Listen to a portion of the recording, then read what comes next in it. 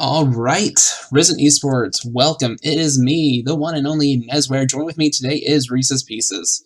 Hello. Delicious. All right.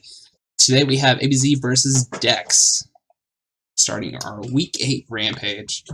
I'm excited. I'm more excited to see this finally end. But someone has to come out on top, so I'm ready to get on and over to drafts. Here we are, ABZ. We're starting with the first ramp phase, and I'm pretty excited about this because I get to see this is the patch. The Rise kind of starts falling off from everyone's kind of favorite list. I hope we due don't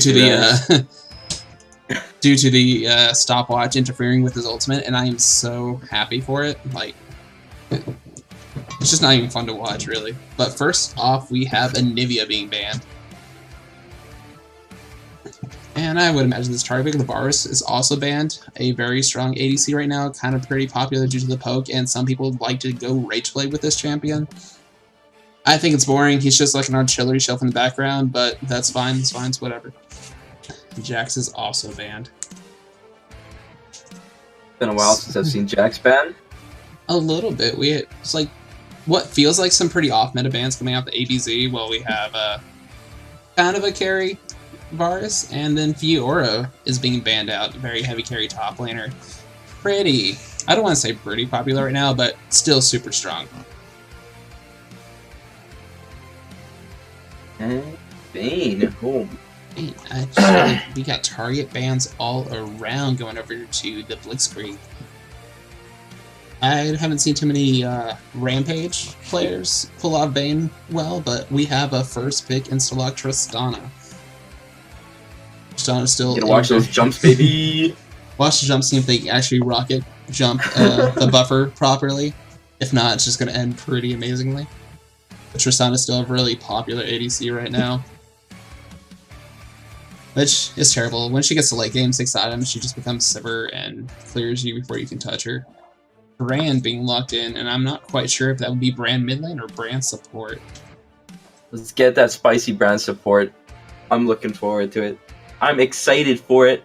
Dude, I love Brand support. Ever since the first Earth came out and I realized what Brand was, he's just been one of my favorite supports of all time. I hate that. I hate Fed Brand support. Oh my god. Okay, top already looking gross. Is it? It is a Jhin. Alright. Just receiving, I want to say it's relatively minor buff, but it's a pretty decent sized damage buff to his ultimate. The Curtain Call, which should feel pretty nice to him. Other than that, might have a trouble early game against the Tristana. It's probably going to be pushed up into lane. And then we have the Braum, which is a good counter pick into Brand, as his wall can at least stop his ultimate. And possibly the stun. Won't stop the stun on himself, just not how it works. As well as for the Jhin, though, it's a very good pick into that, and it should be able to give you some kind of stability in lane. It's very standard. It is a very standard, very meta. Although their bans are pretty off-meta bans, we have a very meta team coming in with the Triss, Braum, and last coming in before the second pick phase is Orianna. Very just safe, kind of farm it out early game, and then you get to your mid game and just hope you get that perfect shockwave. Hey, your cat is excited for the game. The cat is ridiculous. It doesn't want to do anything. And we Warwick. have Warwick. I'm not sure how I feel about the pick, but I want to see the new skin. The new skin looks pretty amazing on Warwick. Or Lunar Guardian. I hope that comes out. Yes, that should be amazing to watch if he picks it. If not, I hope he loses. If he pulls out Warwick into this and doesn't bring out the skin, then he's failed me, really. What about Grey Warwick? That skin's pretty nice. No, this new one's so much better. And we have a Grey out ban. I'm not seeing anything from chat, so I don't know if they lost a ban. Either way, no ban comes out, and we have the Ornn being banned out. Still somehow being a little more popular than I expected him to be, due to the Unstoppable being taken away and his ult being nerfed out, but I guess people still feel like the ult is still teamfight changing enough and spammable enough to make a difference. It's still insane. And plus the late game advantage, the 6 items, the 7th item he really allows you to get. Sejuani being banned out, another pretty meta jungler. No shock there. That's alright. And Vhagar to continue our unorthodox ban phase against Lee banning. I haven't seen too many I don't know where Vhagars, they're going with these. These bans are a little all over the place, but I can only assume by this time they've done their homework and they know who they're target banning out. We have 2 bans out to the mid lane. Still not to be picked up by DEX. And Maokai comes in for the top laner of DEX. Oh. Well, a pretty safe top laner at least. Rather boring. He's good for the late game team fights. Catching people out with an H grasp. He should be alright for this, but he's the only like normal pick I've seen so far. Really, Jhin is still a good pick, but I'm not sure if that's a brand support or against a Gnar. Now Maokai doesn't necessarily feel that great into Gnar, so he's not also that bad. No, he should be able to sustain himself up, but if Gnar gets a kill, his laning phase is gone, and his usefulness for another 15 minutes is gone. Sit back and farm. That's the Maokai way. Being a tree. Big old tree. Oh my. Do it. Win now. Come on, lock it in. Yes. Okay, there we get is. a Xin Zhao win now coming in for their jungler. As history states, all of our teams tend to go to a strong AD Xin Zhao, and just it does great in the early game, but it cannot really handle when the teams get grouped up.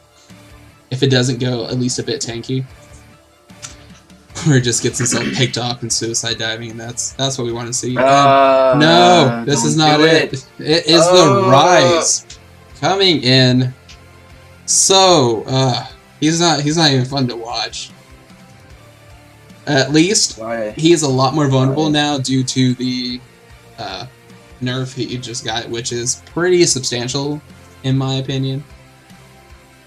Yeah, that availability to just leave, pretty good. Mostly that's gone, so it should be able to gank him a much easier, especially the Xin Zhao, who's going to be looking for those early game picks. Oh, leave me alone.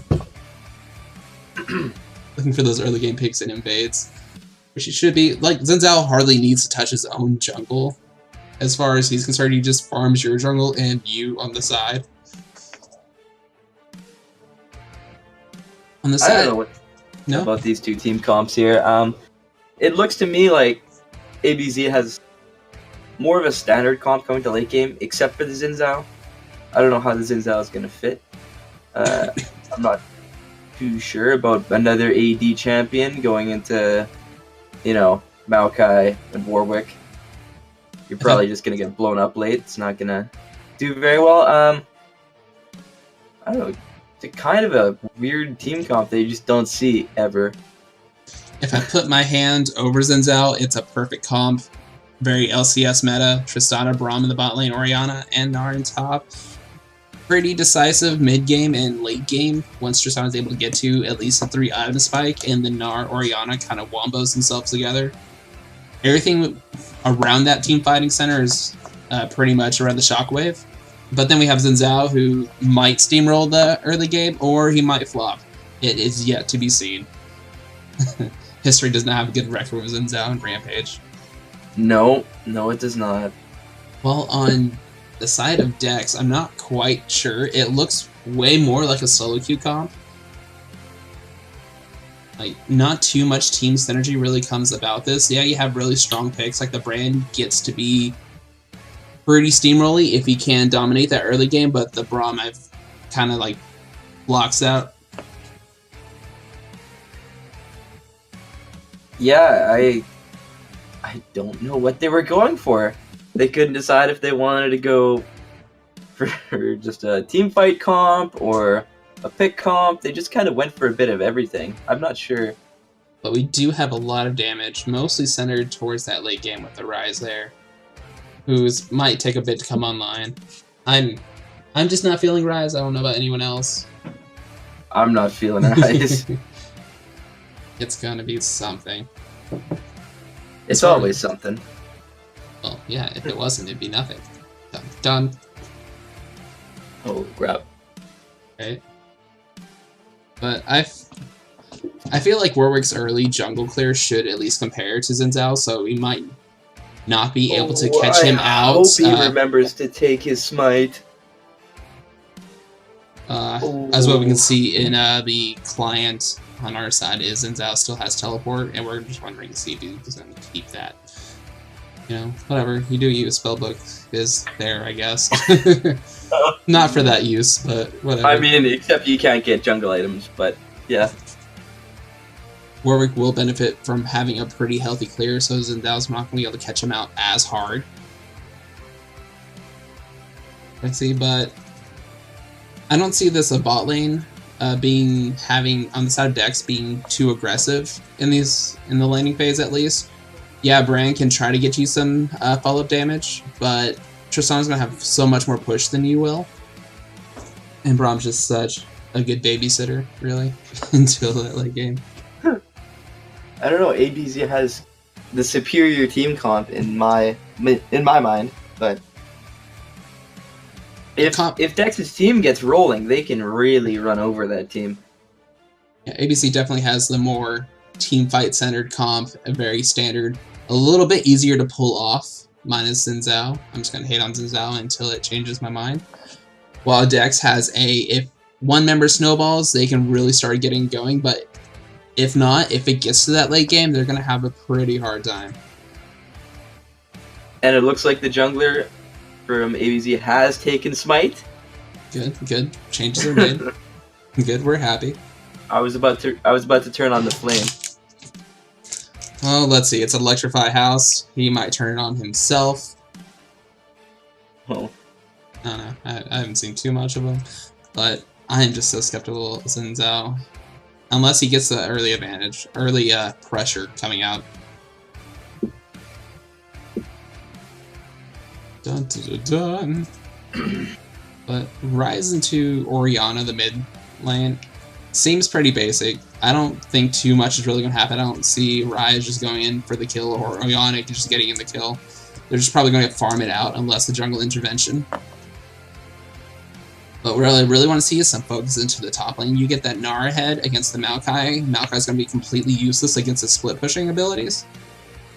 And will force the team to actually send two members to respond to any time he is split pushing, giving Xin Zhao that ability to pick someone off and forcing some actually map pressure. No, I think a big factor of that matchup is Maokai's ability to trade with the Gnar. If he can get onto the Gnar as he's mini and actually get trades in, the Maokai can actually push the Gnar out of the lane slightly. But if he doesn't do anything and sits back the whole time, he's just gonna get beat on and he'll lose bad. So that's what I'm saying. I want the Xin Zhao to make an early pressure top lane. That's where I want him to go early game, because if he waits just for the Twisted Advance to come out from Maokai, he should be able to secure himself an easy first blood and start that Gnar snowballing pretty easy from level 2 or 3. Probably level 3. But same would go for Warwick. Maokai's gank support is 10 out of 10. It is pretty 10 out of 10. Gnar can have a bit more fancy footwork compared to Maokai to try to get away from that. But we will have to see. I just see Xin Zhao more of a aggressive early jungle compared to Warwick. I don't see Warwick making the dynamic plays in the first. I'm talking about like the first 4 to 6 minutes. Xin Zhao should have the priority early. Hopefully, for the Xin, it goes well. But hopefully for the Xin. Hopefully for everyone, it goes well. But one side will come out the loser in all this. So I can see it now. 22-minute laning phase. Nobody does anything. Stop. Late game comes Stop around. Talking. I don't need you. I don't need that kind of input from you. It's gonna happen! That's the team comp! No, this is Rampage. We do not get 22-minute laning phases. We get Clown Fiesta starting from the level 1 invade and just checking your bush at the wrong time because you stopped at your tower. And then the game's gone from there. You lost the game from minute 1. That's what we expect from Rampage, not 22-minute stall fest. We are not the EU. I mean, I thought it was 50-50. Okay, there's usually, with these kinds of games, they sit back and they just do nothing, sit back and farm peacefully. Nobody touches anybody. Or you get the huge fiesta. And I'm here for the huge fiesta. I am too, and I don't see a world where this brand sits by and lets farm. He's at least going to make attempts to get some of that early aggression on, which I hope will be punished, but he is a pretty strong, devastating burst champ for that situation if the jungler's not there around in that time. That could be an easy first play coming out from the side of DEX. And it looks like we are about to get underway into game. Champions are loading in. So excited. Well, I overstate my excitement. I'm relatively entertained at this point. I have no clue what you're shouting there. It sounds like just sounds or a sneeze. A really bad one. Great. I'm all about it. Well, I just wanted to let you know that. That's too bad.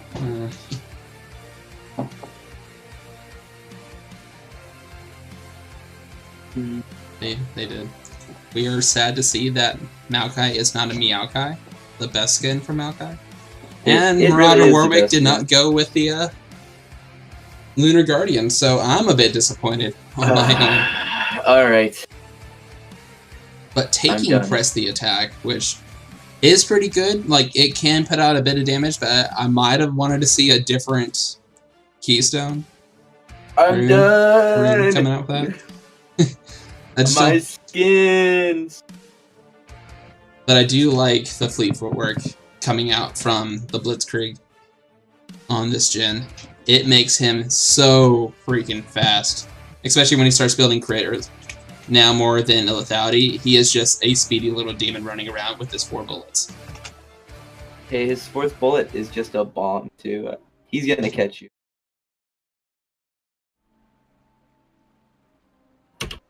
It looks like we're getting underway.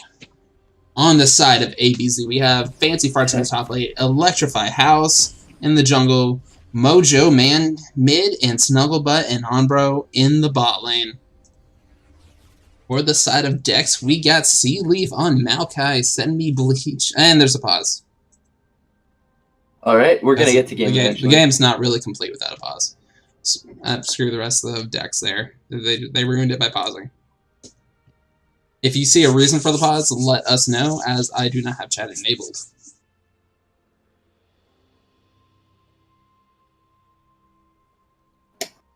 But from what I can see here, just from starting items, we have 2 versus 2 on the game of stopwatches. Which stopwatches have been all hype this entire season since Runes, once we realized what they were. As they did not catch on that fast, but everyone started building it once LCS started. I mean, who can blame them? It's a free few hundred gold. Pause will now resume. Hey, it's nothing like staying alive for one gank and then selling it. Alright. Quite interesting. The Tristana actually built a Doran's Blade and decided to sell and go back to the Doran's Shield, which I feel like is the much better solution to going against Brand, as in his little passive damages will keep proccing the Doran's Shield and keep him at a more relatively healthy level.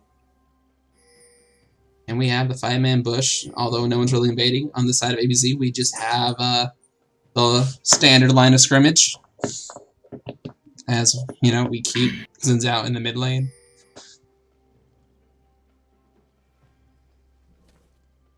Let's see what everything looking pretty standard for builds.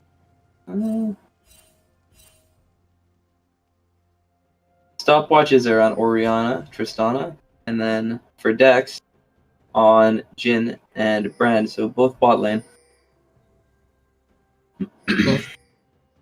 Let's see. Nothing too shocking. We have Zinzao starting on his red side. Pretty basic standard early clear. Getting some help from that bot lane. Braum giving a nice little leash with his passive from the stun. But we have on the side of DEX, we're actually starting at Grom. No. No, what? No, they were just sitting in the bush for a while longer. I was really confused when I didn't see the icon. Timers have changed on those early camps to kind of dissuade people from going for it.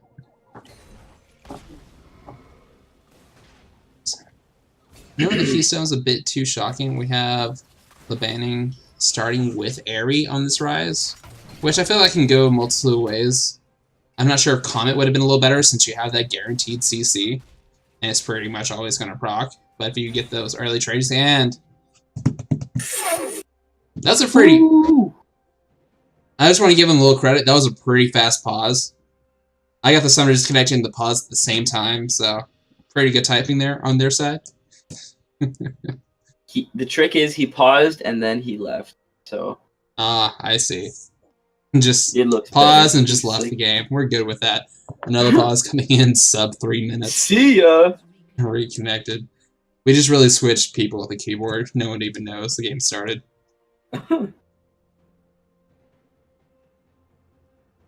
It's fun to see how the supports really are going to adapt to the new support items. I say new. We just took away all their advantages in the support lane, which I felt like is a pretty terrible idea, but, you know, whatever. I really enjoyed having the Relic Shield giving the shield. That was fun. That was nice. It didn't seem too abusive. Except for, you know, the ADCs taking it everywhere. I felt like the range nerf was enough. Ruined it. They really did. They really ruined that item. I felt like the range nerf was enough, but no, they took it just overboard and just no one gets support items now. Okay? Nothing. Hear that, ADCs? It's your fault. It is their fault. Your poor supports are suffering. And the Koreans. Yeah, because, you know, it all starts there. The entire meta and everything is decided in Korea, okay? That's just the way this thing goes. Draven #1 solo queue. Nope, leave it alone. I would love to see a Draven in Rampage, but I know it won't go well. Deadly Flourish landing on to Snugglebutt. Getting a little bit of damage, but he's going to be fine. That's about all he can do. And it seems like, as predicted, the top lane and the bot lane are both kind of shoving in this early game.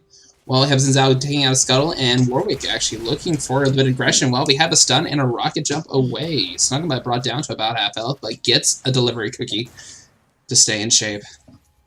Don't you love it when food is just airmailed to you? But we have an aggression with Send Me to the Beach, getting some stuff down onto Hanbro. Heal being popped out. And they're going to get away just fine, but that's a force of all summoners minus the exhaust on Hanbro. I think that might have been a bit of a waste of a heal, but... a little bit. It felt like he was going to live, but I guess he wasn't too sure. Who knows if the heal was the deciding factor to call off the dive. But overall, Semi-Bleach was a very successful gank, burning 3 of the summoners. Now he just needs to make a repeat gank in the next couple minutes to really make it worth it. In my opinion. But burning 3 out of 4 summoners is really not too bad. And we have Fancy Farts getting a bit too aggressive into that tower. Getting Twist Advance and knocked back into the tower range and taking down to a quarter of health, but the growing in Nara size will give him about to back. But we have Dive coming out of Lebaning. It doesn't have a stopwatch. He's going to be Dive on maybe one more attack. No, he flashes before the auto can land, and that's successfully being able to outrun that gank. It's out getting an early advantage, and again, earns that. Oh, that passive should not be enough to stop him, so he's able to walk away from that. But again, another summoner blown. Now we just want to see these jungles actually make a repeat gank to these lanes that are blowing summoners in. Which is not a thing done enough in Rampage. Well, I was wrong. Stuff's happening. Where's wrong? It's Rampage. Stuff will always happen. Hanbro is deciding to stay in the lane, getting a bit more experience. Trying to stay off from the aggression. Actually, the Comet actually lands. Okay.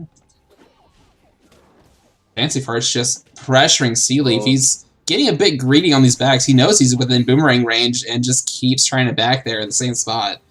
And Fancy Fart's at almost the rage where it feels like he probably could just all in leave Sea Leaf up here. I would do it, but Sea Leaf's going to back Should back off. You would hope. Please back off. Nope. You have TP for that reason. Alright.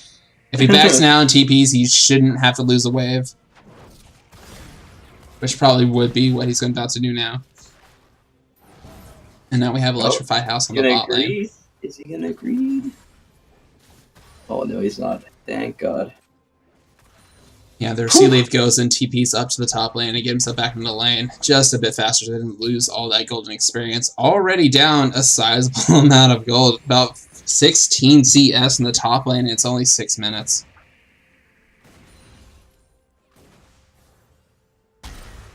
Yeah, that's a rough one. Indubitably. Alright, back with the serrated dirt comes back the Blitzkrieg.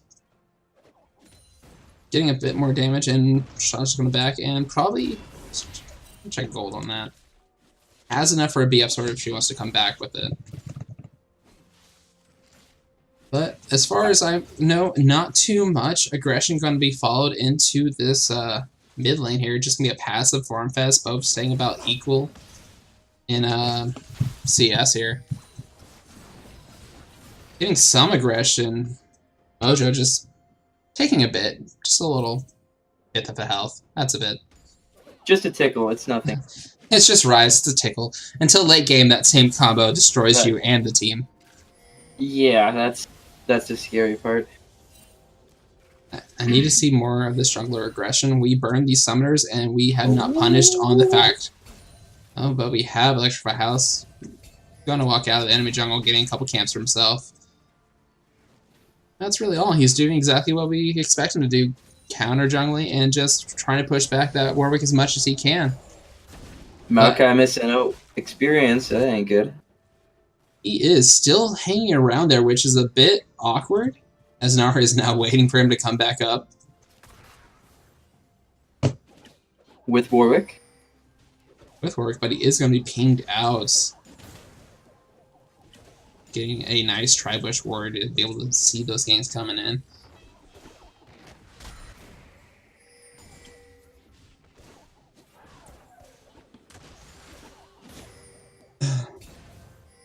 But we have, like, the Blitzkrieg is actually developing, even though he has what I would consider inferior lane presence.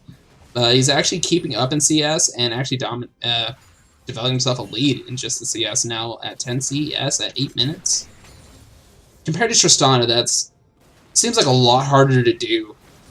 Snugglebats just not keeping up on his CS, but we have a dive coming to the battle. Like Fancy Parts getting the stun on the Sea Leaf and having to dive away from the tower aggression. While we have Mojo is getting some shielding on. We have LeBlanc also TPing up in the top lane, but nothing's actually going to come from this. Just a lot of aggression for nothing. Entire half of map engagement, and nothing comes about it. Kind of an awkward dive at that point. That was a forced play right there. That was... They want something. They want to look good, but nothing's going to happen.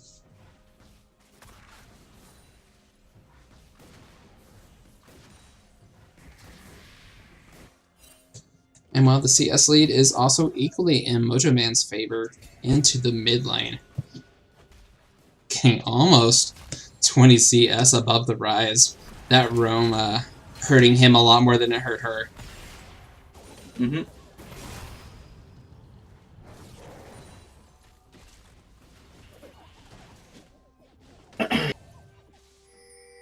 And this is an Elder Drake as the first spawn, and I'm a little surprised by now, on average, typically 9 to 10 minutes is where you see the first strike being taken if it is Elder. And no one's really going for it, while both junglers are really successful and can pretty competently do it themselves. Since Zhao and Warwick are pretty safe chance to solo early Drakes with. And we just might have Warwick actually going in for it, but no. Warwick has quite a bit of a lead right now with that Tiamat finish. And definitely a lot more combat stats. While we have the Poachers. Is it Poachers? Yeah, whatever. Poachers not coming after this out, getting a bit more warding and a bit more map control and knowledge, which wards win games, as we all know.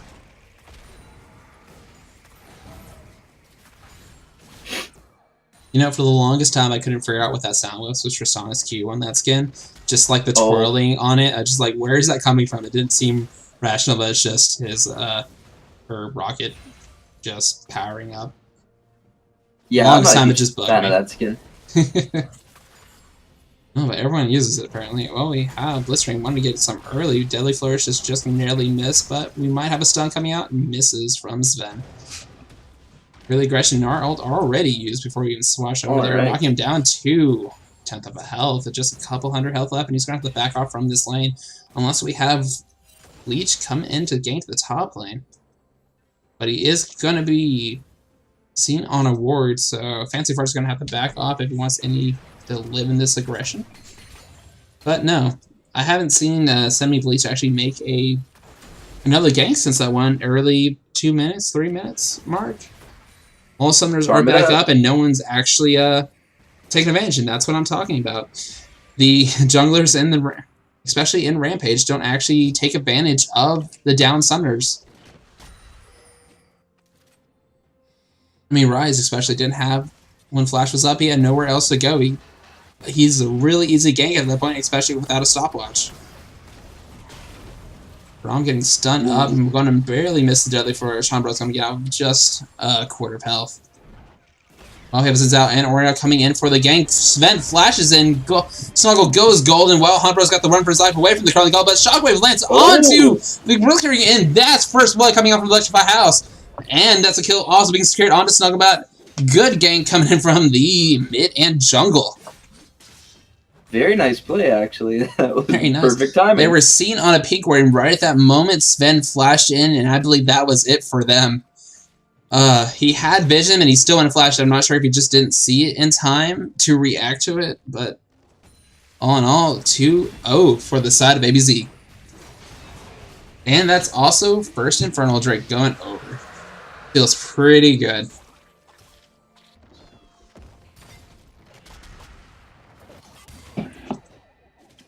And just a great response from mid and jungle coming down there. Once the Jin uses his ult, he's pretty much free at that point. Under damage. Nar's about to go mega, and we have Electrify House going onto this Blick Ring, just about to slow him down, missing part of his skill on that one. But we have Shoshana the Sogma going to get the Rocket Flies, going to actually get him stunned up, and that is it. Hombro going down on the back side of that, not able to just leave Turret aggro in time. He had Flash, I'm not sure why he didn't use it. Maybe he thought he didn't need it. But I don't think it would have saved him. The Blitzkrieg gets a little bit something for himself. If he flashed after the kill happened and he would have been out of the tower range in time before that last shot came in. And we have Electrify House taking turret aggro a bit too early. No. And that's just a suicide over to the turret. Okay, a little mistime there. That could have been a tower possibly going down. But instead, it's probably going to go down for the side of Fancy Farts. Probably first. Not now. Sea Leaves here. That's a feels bad right there. Oh. Sea Leaf getting a bit aggressive, but Fancy Farts showing no fear. Even at a quarter of health, he's going to run away and just heal back up.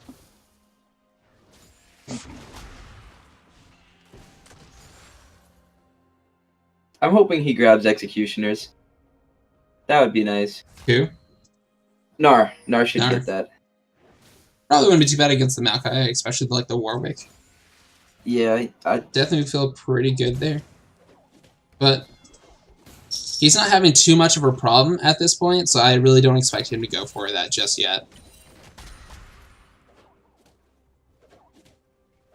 Let's see, he's sitting on 700 gold and has 700 more gold in lead over the Sea Leaf. So probably don't see him coming back from the Executioners. Boots. Yeah. Boots instead. Nar needs boots.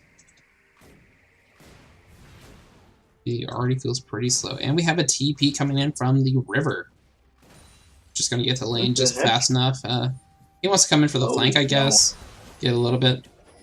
But it might have put him in an awkward spot to get pinched. Well, we have Semi Bleach is actually coming in, but they don't know Electrify House might be able to get there in time. Nard's about to go Rage Mode. He has his ultimate up. He's going to Nar him, but did not Nar him into the wall. We have Semi Bleach just flashing away, not being able to get away from the Q. Sea Leaf is now trapped all alone, nowhere to go. That should be another kill being secured over for Electrify House. And I don't know where that Q was going from Fancy Farts, but this should be death. He has no mana left, and Mojo Man might be coming here to steal the kill. Yeah. Kill secured is what Mojo Man calls. Well, that couldn't have gone any better. No, it could not. The bait coming in from Fancy Farts. He knows Electrified House is coming in from that river, and they do not have that warrior on the side of DEX. Making a nice little pinch. You know, you just baited yourself there, brother. Oh. And that's first strike going over to the side. ABZ a nice, good 700 gold into the pockets of, you know, Fancy Farts and Electrified House. Those people, whatever. We have Shockwave being Flash Shockwave being used, and that's just kill going over to LeBaby. I don't know what happened there. You tried to sombrero him, and it just went horribly wrong. Oh, he tried to get the ball onto himself for the shield, flash in, and body him with it. But LeBaby not even having to flash out of it. He just wasn't in range of the Shockwave miscalculation coming inside of the Mojo Man. Man, that feels pretty bad. Nothing's happening to your lane. You come in and feed yourself a kill. It's like, ooh. Y'all just outplayed yourself. Yeah, Warwick kind of hovering this bot lane. They know they have vision. He's just going to back in case any aggression comes about. But honestly, Tristana at this point making any aggression, even though she is 2-0, the brand just has a lot of burst damage that she probably can't compare to before 2 to 3 items.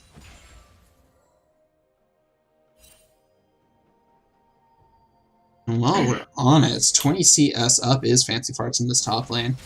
Doing himself good, has 2 assists, no kills to his name just yet. But feeling pretty dominant in this top lane, having already taken out the tower, which is a lot more than, you know, First Blood. So, feeling pretty good there. He is. It looks like we have LeBaby getting caught out in the river, but not going to come, anything's going to come about that.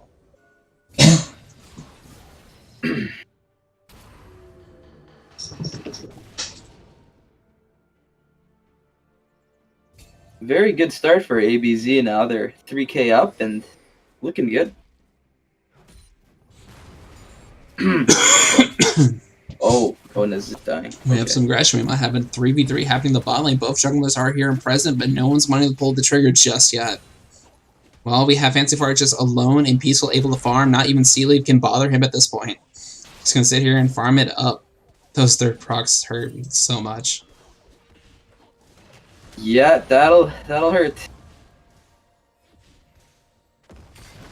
We have Gnar out going to get some shielding up. The Guardian's not going to be, not Guardian, but not going to be enough to save him just yet. Keeping him about half health. That was a bit of a greedy engage going in. I'm not sure what he really wanted from that. He wasn't quite low enough for Gnar to feel like he could just all in him without a bit more poke. We have Semi Bleach getting caught out, but does Electrified House want to go into the 1v3, 1v4, mind you? Only has already on there, and we have Fancy Farts coming in to try to see if we're going to have a collection. And he dives right onto the laning, but the ultimate there just in time to keep himself alive. 2-man Shockwave coming in, brings Vent down to quarter health. There it is. Almost dead. He going in for the that's for sure. He went in, and his ultimate is the only thing that saved him. That reduced damage from anyone outside that ring does not hurt you is just so clutch there. And the command attack and dissonance just taking out Sven does not have that much health, cannot afford to get that close to the game. That's the disrespect right there. That was very disrespectful. They had a ABZ had a full minion wave right there in front of him. I'm not sure what he wanted to do when his skills are, you know, line of sight, really. Electrified House going in for this dragon, but he knows he's been seen, and we have Semi Bleach going to try to take it down himself, but getting caught out in the midst of it, trying to go and use the ult down onto Electrified House, but he gets the heal coming up, and that's Semi Bleach going down. Send me. And we have Blitzkrieg going down on the backside, going to get exhausted, but no one actually going to follow up to that. I'm not sure why they didn't. Current call comes out. Honbro just going to soak all of that up. One more? There you go. Honbro being the man, taking the bullet. I like how he's playing. Like he's deciding, like, should I let my own jungler die? We have Sealeaf being able to take the first tower for his team on that side of the game. 350 gold in his pocket, but will it be enough to save his life? He only has so little mana left. Hence, Fancy Farts is not gonna. He's done. I don't think he's getting away from that one. But we have a siege in the mid lane, and nothing good can happen in the top lane. Being gnarred out, might be a little waste, but the wall-up does not connect. Going to the flash away. Why'd you even use your flash? You're one hit away, and that's it. Really questionable flash coming out from Sea Leaf. Sometimes you just gotta accept your death. That's Accept your death, keep your summoners, reset. Siege continuing in the mid lane. Turret kill going over to Braum because he so much deserves it.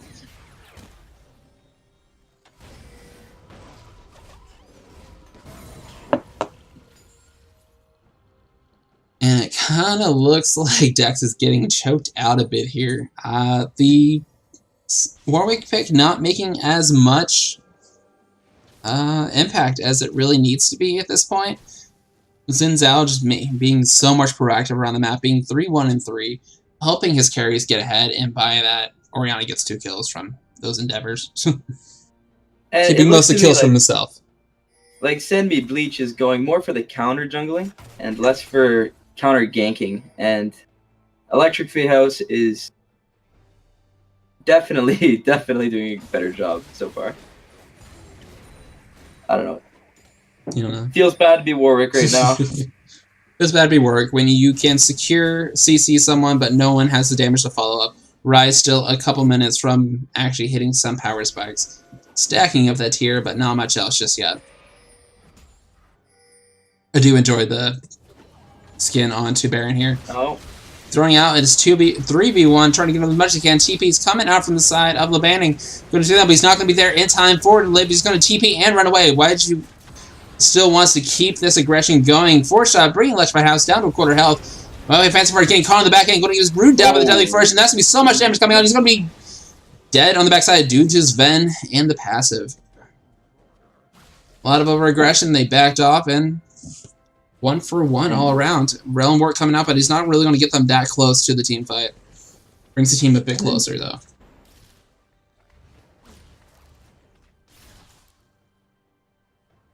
Warwick wants it. They're chasing pretty hard. They're just going to reset in mid lane, hopefully, and catch back up, but they're kind of on the wrong side of the mini wave. Oh, we have a decent side mini wave on the side of Dex, boiling down in the bot lane. Side lane control is definitely in the favor of Dex.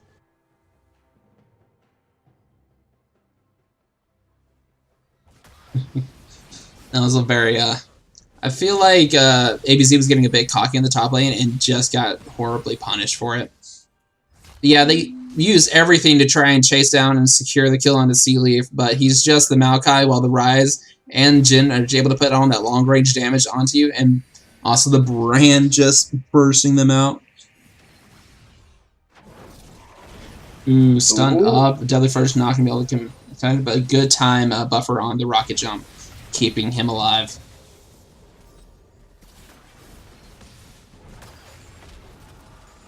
And we have Maokai splitting in the top, and oh, Shockwave manages to connect on Sven. Plus the distance is just enough to kill him. Good kill coming over from the side of Mojo Man. While we have Fancy Farts just doing what Nard does in the top lane, going to split up. Oh, we have a dive onto the Deadly First lane, but while he's still in tower rage, getting a bit of down. And not sure they want to really commit to this TP coming out from Sea Leaf to get him into that mid lane, and it's just going to be a standoff in the mid while we have Lebanning just going out, not doing enough damage again, not being able to get Magnar in time, and Lebanning secured himself a solo kill against Gnar. I'm not sure what happened there, but the sound of the curtain call did go out. No kill resulted from that on that side. Just a little bit overconfident there. He was. I feel like he thought he was going to get his Gnar bar up a little faster than he did, and maybe be able to turn around with Lebanning, but it just wasn't fast enough. And pretty clutch Seraph's Embrace right there. He did get the tier tags. Now he's got it. Indeed. Indubitably, he has the Seraph's Embrace, or had. Got another few seconds for that to come back up. Well, on the count of stopwatches, we still have the bot lane of the Slusgreed and Sven still having theirs. I feel like it could have came in handy a couple shockwaves ago. But it's just still deciding to hold on to it. A little off. Yeah. 2 more, and they, they get a little more powerful after not using it for so long. Next level strats. Dex getting a bit of vision control down on the side of Baron, as that might be the next objective they want to go for, but we have 2 Infernals on the side of ABZ, and that's not going to really look good for the late game, especially for Snugglebutt. Oh, speaking of, Electrify House is caught out in the jungle, kind of flash over, but Rise is there on the backside trying to catch him, and we have Semi-Bleach is there, just throws out the ultimate, getting immediately dissuaded. Good engagement. Now they have a lot more Baron control, and they might just go for it.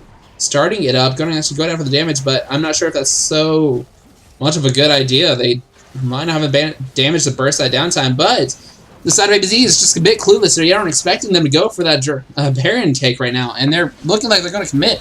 Well, the side of goes down, but this might goes down to Semi-Bleach. Curtain Call is coming out, has been snapping down Snugglebot on the backside, and fourth shot misses just barely, but Snugglebot still goes down to the backside. We have Fancy March finally joining the fight into this 4v2. What is left of the game, going to get rooted by the Deadly Flourish. Fancy March trying to have to flash away, barely being able to get away due to the Command Protect. Good play coming up for us. Side of DEX. Baron Call was a bit dicey, but it works out in the end. Overall, 3 for 1, and we get Baron on the side. You see, earlier was just tactical inting. They just got to this point. Now they're comfortable. Inting. Please never do that in my game. I swear it works. I only believe you if you live. The 1 time out of 10 it works. One time. Legitimate 1 time out of 10. Well, we have DEX can actually put on a decent 1-3-1 comp if they want to send Maokai back in the top lane and keep Ryze in the bot lane split pushing while we siege up with the rest of the 3 members. It's a pretty solid 1-3-1 comp if they want to try to execute it. Would be the best way to try to choke out ABZ with their Baron buff while they have it. But they're kind of all sitting in the jungle awkwardly. It doesn't really make sense. Well, we have ABZ getting Scuttle, going to low control, and might go for that Ocean Drake, but it's not worth dying for. Ooh. And it looks like we're just kind of all gathering around this Ocean Drake. Not sure why. It's not the most important thing. We have Baron.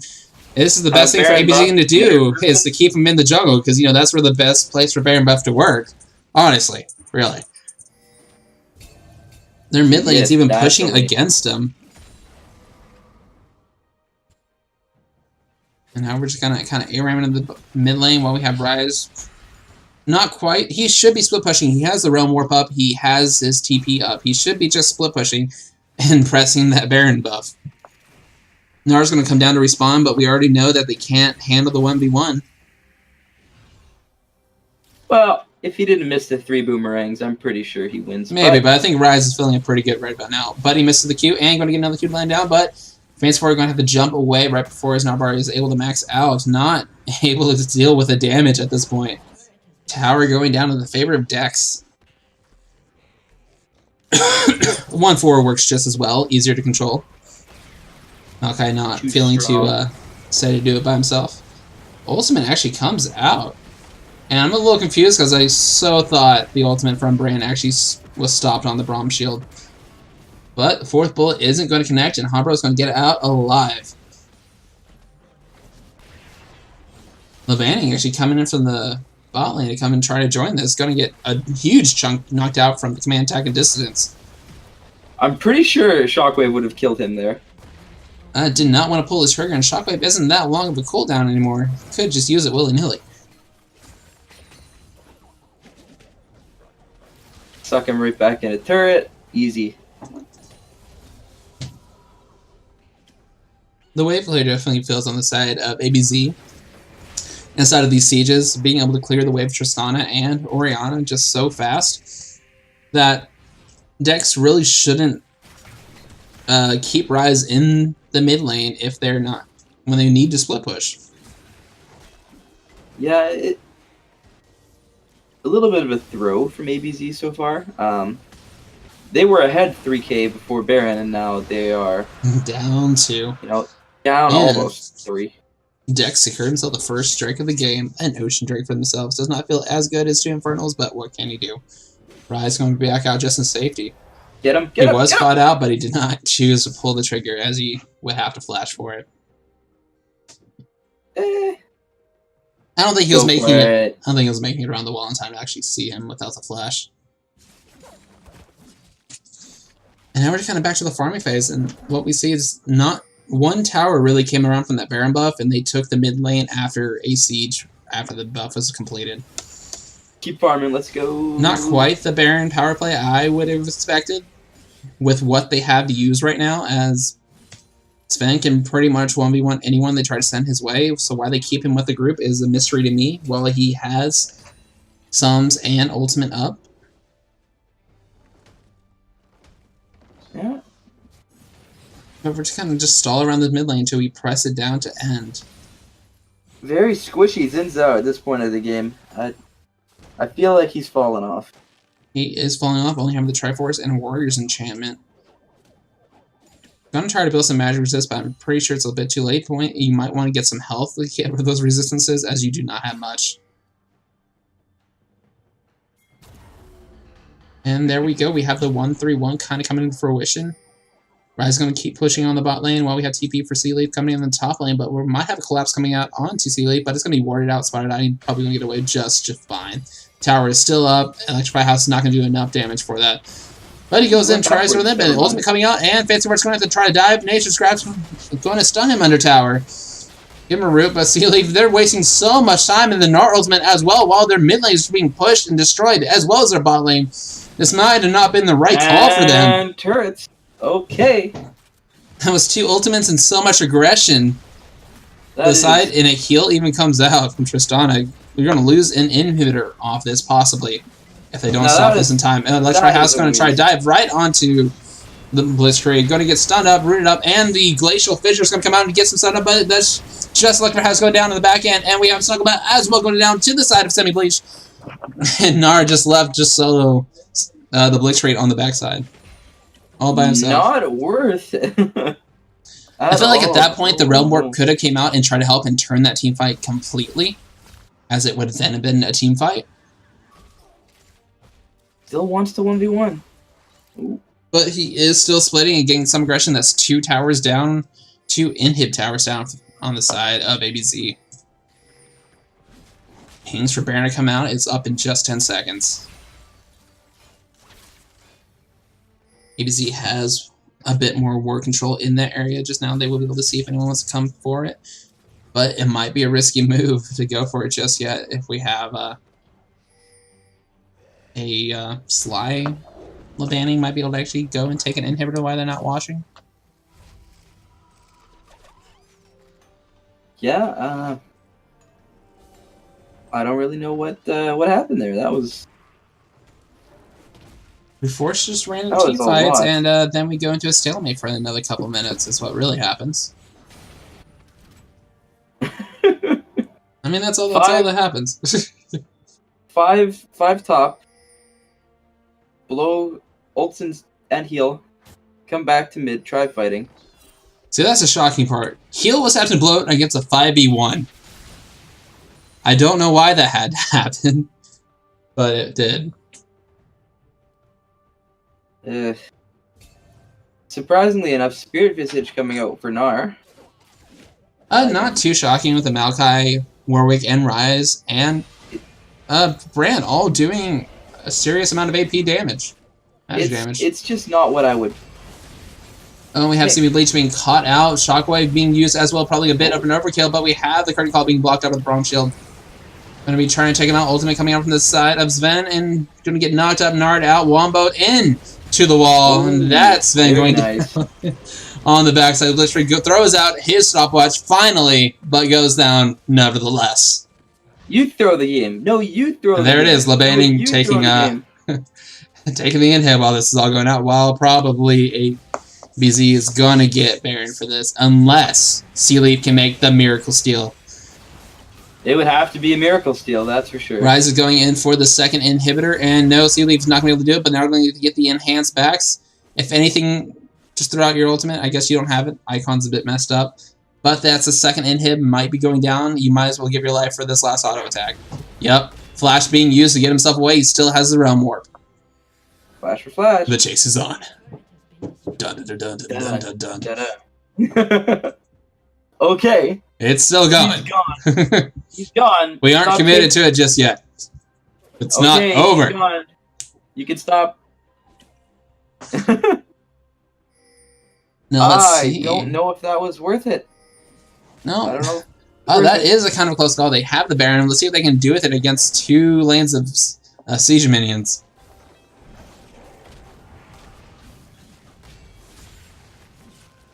Everyone just it's a 3-man warding party, and I feel like this is a bit of excessive force. And now what we need to see from the side of DEX is send a couple members to the top lane and really start to get that pushing. Maybe a little more than just Lebaning, just to speed that up. But while it's just a 4v5 in the mid lane, is hopefully they can hold themselves off. They don't really have the wave clear to really help them, but the siege minions are going to help, but not as much as the Baron buff. It might be the call for Lebaning to come back into base. I think it's just about time for that. Now they're going to pull off for that Elder Dragon. Having 2 Infernal Drakes, their team fight is going to be just immense if they're able to get this. That is not what the side of DEX want. Ryze still has the TP up. He's able to get into the team if he's needed, but the Elder Drake's going down too fast, and Ryze will not be able to make it there in time. He's going to come in. Smite's not going to be able to go ahead. Run another 2,400 health. Grayson Fisher is going to go down, and the 4th shot's going to be down and stunned up his retro health, but the Shockwave lands onto the Blitz, onto his Fed in the back line. Not sure what he's going to do from there, but Electro House taking out Warwick. That's no more Smite left in the game for him. Fancy Farce doing what he can to try to take out Blitzcrank on the backside. Sealeaf is going to run away for his life, but that's now an Infernal Drake. No, the Elder Dragon coming out for the side of ABZ. 2 Infernal Drakes being snacked up, doubled up. And that's just not what you can do against such a high damage comp. And Ryze was able to get the last inhibitor. That's now 2 sets of super minions stacking up into these lanes, but is it enough to keep the siege going? They just have to really stall out for the next couple minutes and wait for this Elder Dragon to go away. And Electrified House, it's down. No, this is shutdown coming up to the Sealeaf. Super minions win the day. Oh my god. Oh my god. No. Okay. No. It happened. Electrified House just like, you know what? We won Elder Dragon. We won the team fight. We lost Inhibitor. I guess a better suicide. Screw winning. We were winning. No Baron buff and no Elder Drake for him. And now they're going to take all of that to try to get these waves back into an acceptable condition before the super minions just collapse on them. Hello, Bestron. But again, we have just the ARAM running it down mid. They're going to try to do what they can, but send Ryze somewhere. And make sure he has TP available. In time. Because you need a couple fronts against these Baron buffs.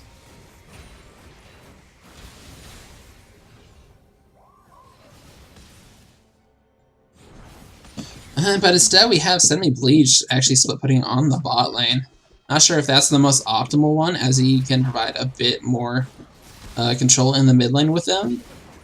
And as well as he doesn't have any way to get back for the team in case he needs to, without running the long way. Although it is forcing a response out of Electrify House. And the rest of the team. I'm still quite surprised no one has Adaptive Helm. A little bit. It's okay. We don't need it. It's not a good item. It's fine. It's not good, I swear. No, not at all. Not after the consistent buffs it was given. And we have the dual wave siege minions coming in from the bot lane and top lane and meeting up in the mid lane. And they're just not able to clear them as efficiently as they need to. They still have Elder, and that's when they still need to look for a fight, but that's about up. And it looks like minions are just going to win this wave. Win the game. That's it. That's all they need. Why is no one... Let's read 2-man, 3-man shockwave coming out of the tech. It's just immediately deletes Sven on the backside. We have Speedless Street running from the back of his life. Trying to get away, throws out the current call, and not going to be able to do enough. Misses 2, 3 shots, 3 shots! Almost going to miss 4, but not even going to try to fire. He's going to dash into the back line, and that's him going down. And the Q going down onto Semi-Bleach. Supplement, once again, Sealeaf left with the last man standing on the side. Ryze doing what he can, but he's just going to run away. Take the inhibitor and go. Mojo Man with a monster Orianna ult just in time. Okay. Yeah, but now they might be overstaying. Rise throwing out that Glacial Fissure actually misses. He's going to get stunned up by the Braum passive, and he's going to go down. Now it's just Sea Leaf once again running away for his life, and we have Honro actually sidesteps the Braum Q. Just going to walk away. I don't think he's escaping. Flash being used for this. Throwing out. He has a Siege Minion right here to help out. He might be able to do this. He's just dodging so expertly. Snugglebot is now cooldowns are up. He's going to throw down through the... Oh, the Buster Shot using to save his life, throwing out the Nation Life. He threw that a little bit earlier. Might have been killed onto Snugglebot. Expertly play by Sea Leaf. I don't know what to think anymore. They suck at skill shots? Because that's what I think. Game of throws. Who's going to throw best? I don't know. They've both been trying really hard to lose. Baron's up in 45 seconds. This is the time DEX want to actually get some a little better war control around the area while they have the Siege Minions still kind of piling up in their favor. Going to get the Scuttles is going to be up in time for the time of Baron to spawn. And now I feel like we had our major team fight, and now we're just going to wait and stalemate until the next Baron comes up so we can throw all over again. No Man's Haters, yeah, this is just the game of throws. Nothing else to be done. We're going to wait. Baron, throw, reset, repeat. It's like you get a Baron, and then we'll get one. And then you get a Baron, and you get a Baron, and everyone gets a Baron. You all get Barons! I bet I can throw harder than you with this Baron. Oh my god. They only have one tower left.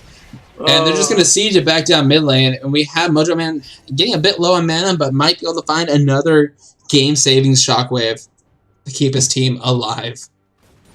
It is 23 to 12 kills, but that really doesn't matter at this point. Both teams getting up to almost that 6-item mark.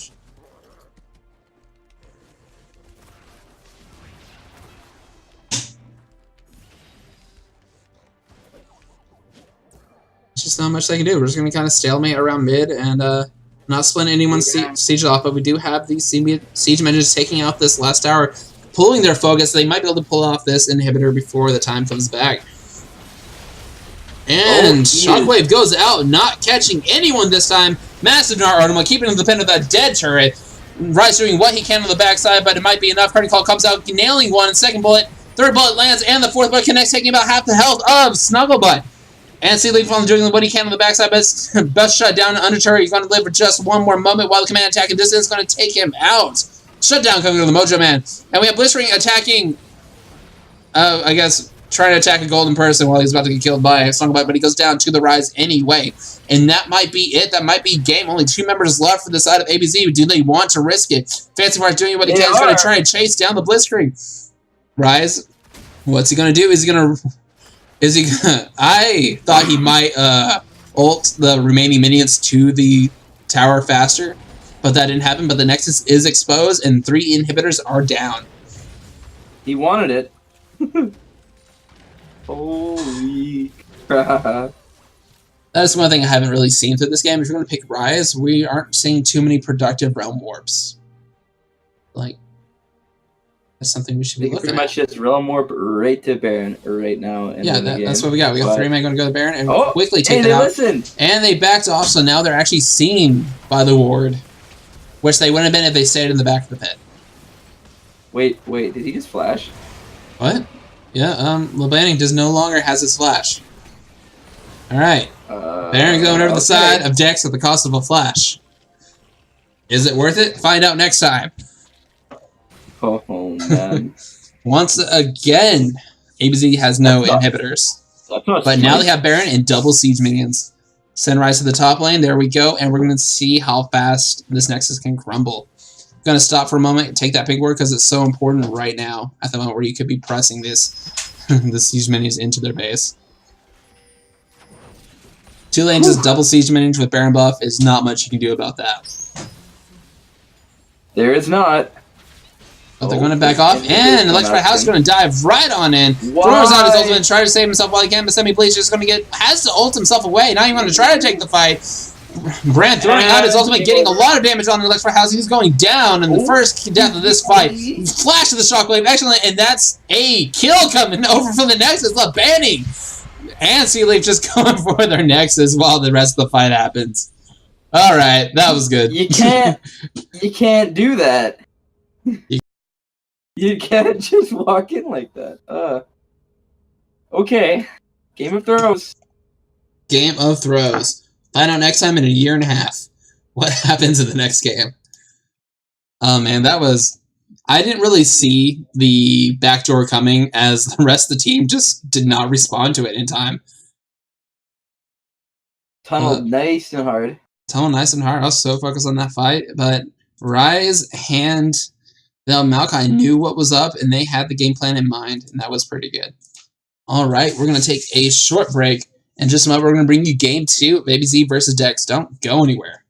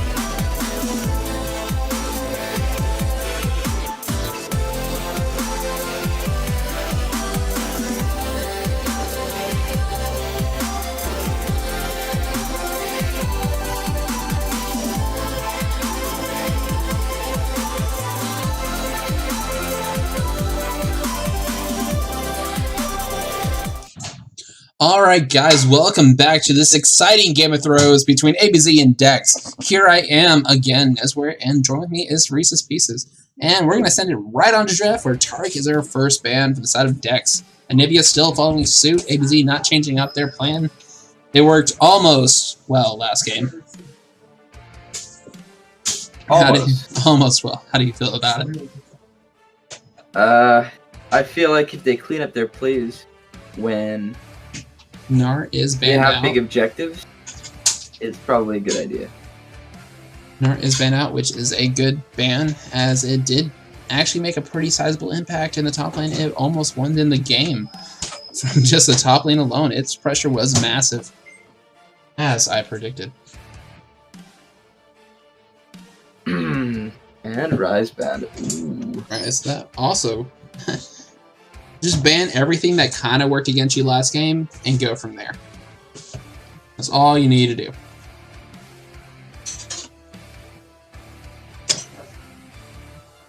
And we have the Fiora still being banned out, a still strong top laner, but not played by many. I mean, there's better. There are better, but if this one's a... If, say, Fancy Farts is a OTP Fiora, I might want to take it away from him. Xerath instead being banned from the side of ABZ. Alright, so pretty odd. And we have Varus being picked up first pick. That's decided for DEX, and it seems like the banned first game might have been doing some good. Let's see how he wants to perform on Varus instead of Jhin this time.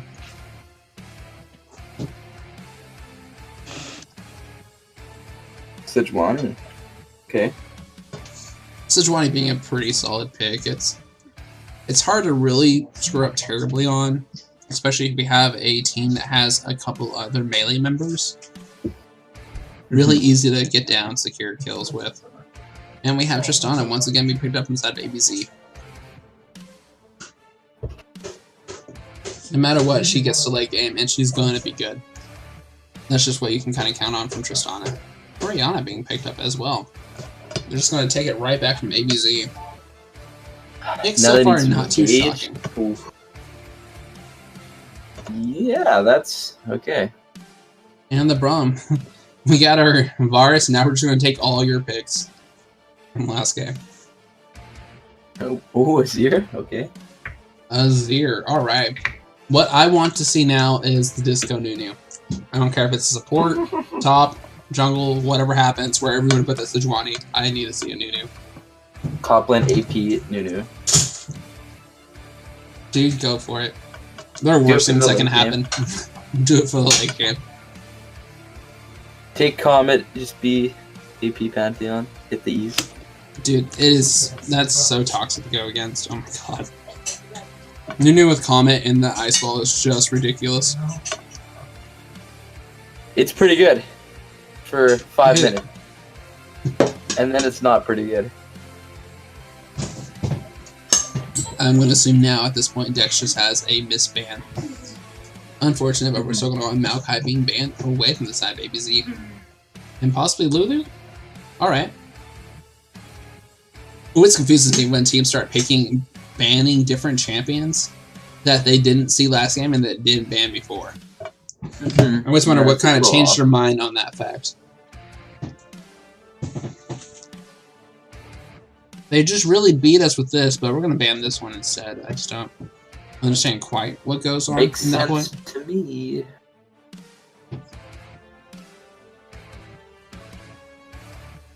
Alright. And Janna. Another kind of just shielding support. She becomes a bit popular between people who are autofill Janna, but I just don't like her as a champion. I'm a support main. She does offer a lot. She offers a lot, but I just don't enjoy playing her. But Vi coming in for the side jungle on the side of Dex. Really kind of out there kind of pick. Really fitting their solo queue comp. But this time the Varus, Braum, and Orianna are more meta picks, minus the Orianna still not being too meta. And we have the Shen being a pretty solid pick in the top lane. Only if you can use your Stand United properly, you've done your job as Shen. You don't even need to win lane.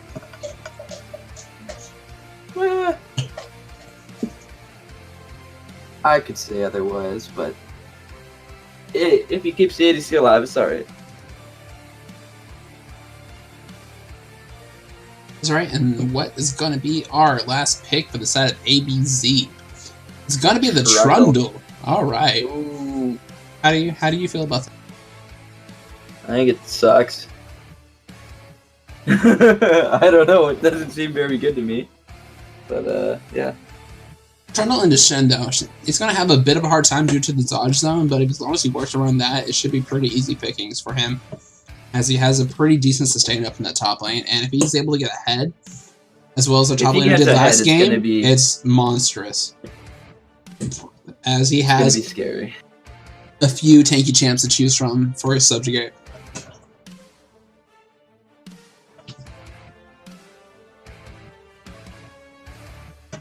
When you pick something like Jace instead of Trundle, and then just poke down the Shen instead, I think would be better. Contrary, especially with I hate Janna seeing Jason in already. Oh, come on. Don't be a prude. Dude, I hate seeing Jason in A. It just never works out well. You're right. It doesn't work. It doesn't. I don't know what happens and what's the difference between every other region, but NA does not do Jace. And Risen Rampage does not do Jace. Come on, Snowball. My team won't let me Jace. I'm proud of them. It's like, I can play Jace. No. But I can play Jace.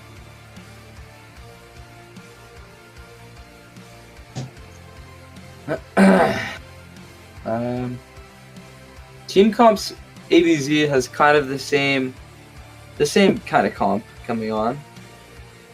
A little less tanky, but just as effective. And DEX is going for something a little bit more traditional.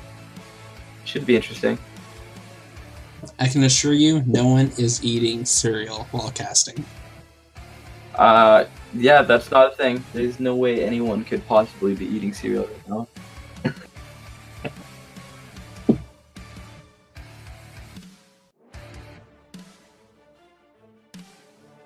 But as long as we get the same kind of jungle pressure we had from ABZ, I see top lane Trundle doing really well, getting that early advantage. Mm-hmm. Like, I just don't see him going down in any way to the Shen. Unless he just completely fudges it up. It's not impossible. It's not impossible, but I also see Vi being on a much different scale than Sejuani, as well as being like a much higher impact early game than the Sejuani is. The Sejuani's clear is rather slow, and it takes a moment to really stack her up against any mid laner. So, I actually have a question. Does Azir Soldiers proc Sejuani's pass? I don't think so. I wouldn't think so either, but I just think they're using melee. Don't. I wouldn't think his autos would do it, since they're ranged, but his soldiers aren't ranged, so. Yeah, I guess. I'm not sure. I'm looking that up. Not Sedge's passive, the passive that is on Sedge's E. That gives melee champions or attacks the passive that proc. I was thinking the Sand Soldiers are melee, but does that proc Sedge's the passive on the E? The Permafrost. You can't proc the Braum passive.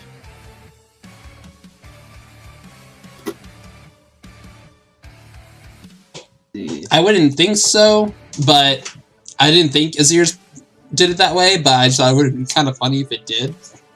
Like, it was almost possible.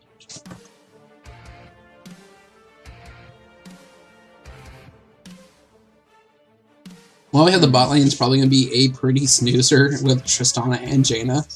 Tristana's able to press up just as well, and Jaina's just going to shield her from the back line, never even seeing lane, really. Yeah, well, we have Braum there to at least disengage from those tornadoes and block them up. And Varus is just going to be the backline artillery shell that the team needs while we have Vi going in for the team fights. with the Stand United and the Shockwave possibly on top of her, being a pretty easy delivery system. Which would be kind of great to see that just combo, because you know your target is going to get to the AEC regardless. There's nothing that's going to stop Vi from ulting on top of you, delivering that Shockwave. I want to see how useful and how well they can actually maneuver this kind of wombo. You know what, I actually DEX like 1 game 1. Vi right now. Vi does a lot of early damage and has really good ganking. It's a champion that can take over early, if anything, against Sejuani, but pretty much gonna have to push around the Sejuani. Yeah, I feel like she's be able to going to press her and actually give some more advantage. Although, judging from last game, Semi-Bleach was not the most aggressive early jungler. Just, even with the Warwick, he did not actually go try to counter gank or revisit anything he burned a summoner on. Which was kind of a downside in my sight. But that's to say for both junglers, we burned summoners, but we'd never repeat ganks at that time. And bot burned off 3 out of 4 summoners minus the exhaust. Yeah,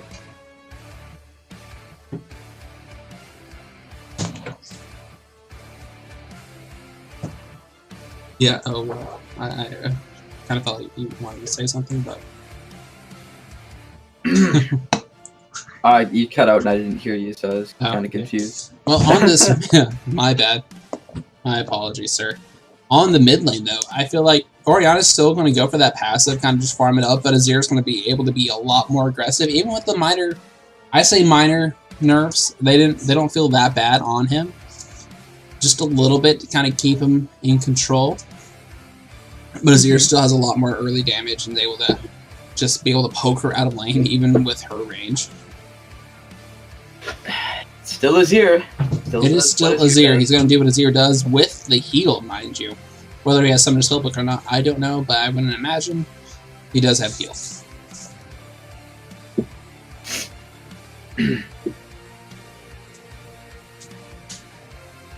God, I can see what happened before happening already.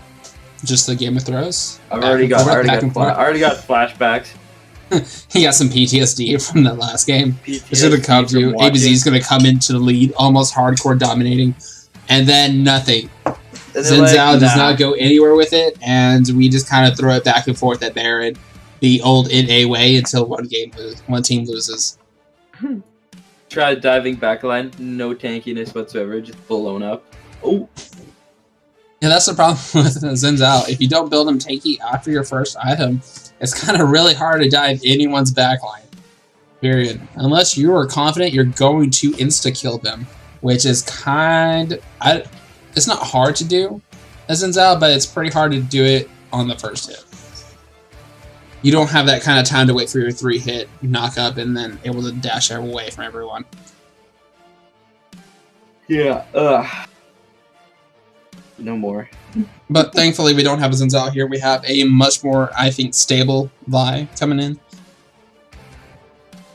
For the side of DEX. I hope he does something this game early.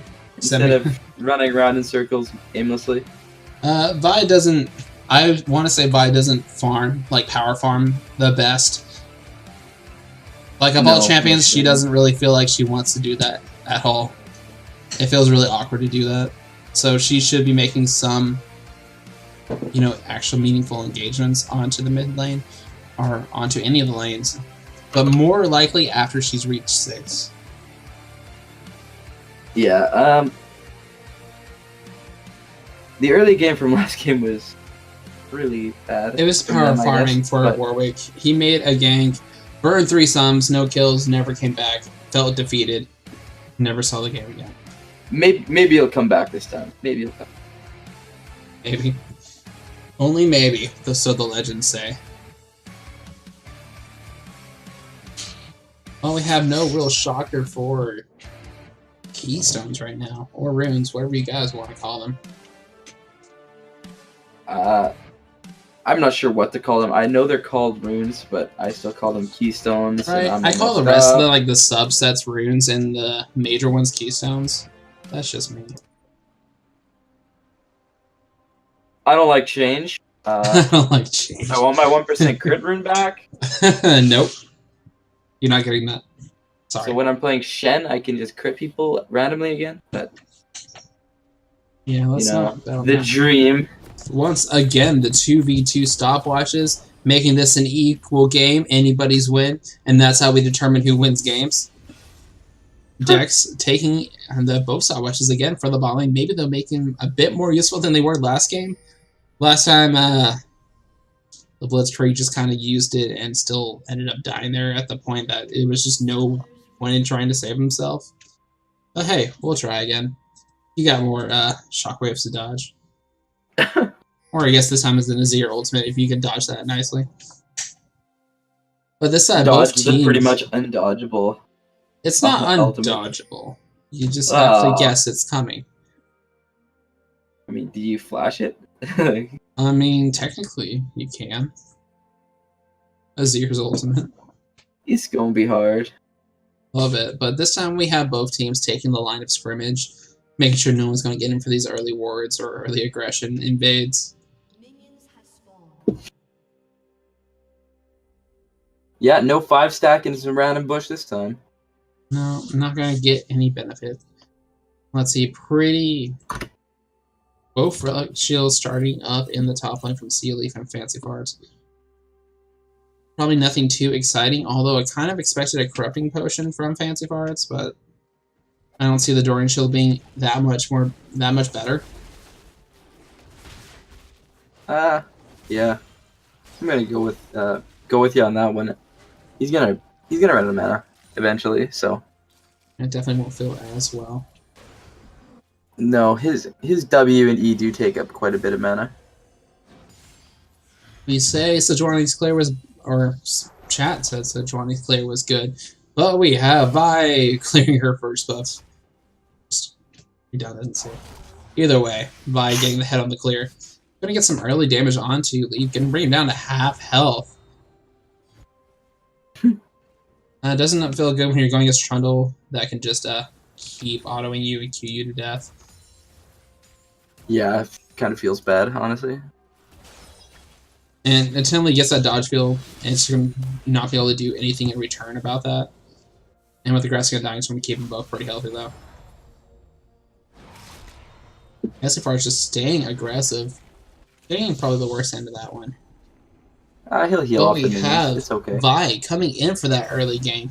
Wants to see if he can bait and taunt misses. Fancy Fart might know what's up now, but the flash Q in, and that's a flash auto. And first blood coming over to semi-bleach.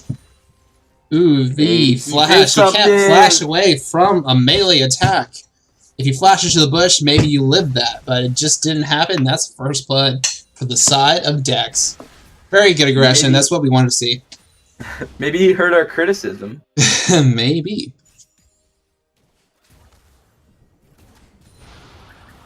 But first kill Governor Vi is going to be so much more powerful. We have Sejuani just trying to make clear, going to try to make a pass-by gank into the mid lane. Going to just touch Orianna and walk away. Not going to be able to do much. Coming over from the wall like that. Taunt passer goes in. Going to get a dodge shield just kind of used improperly there. Might start to cost his life. They're being brought down to just a fifth of a health. Use the dodge zone like before he used his Q, so there's nowhere close to him. Good little misplay.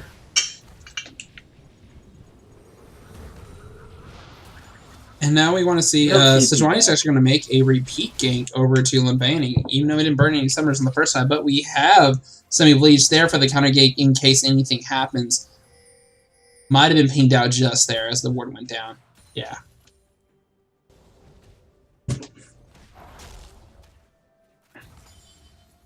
Do some sweepers and go back to kind of our stalemate game. We're going to have, imagine, more aggression from Fancy rather than top lane, which they want. And if they let Sea Leaf actually get pressure in the top lane and let him go up again, Sejuani can actually make a pretty effective gank in the top lane due to the Trundle Pillar and quickly stacking up that Permafrost. Would be what I would think the first place for Sejuani to really look for her first kill. Especially after the gank from Vi, he's already quite a bit ahead, but only an assist.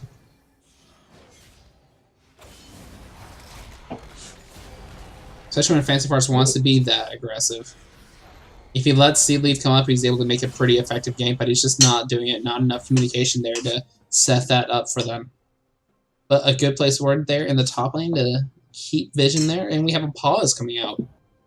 Not a good game without a pause, let me tell you. I expect 3 more before it's never over. a good one. Mm-hmm. Let's see what's going on. Items. Okay. Oh, everyone went everything standard. All right. Not much is going off the items. Only the top lane has actually been able to back, as the rest of our lanes just kind of keep on going.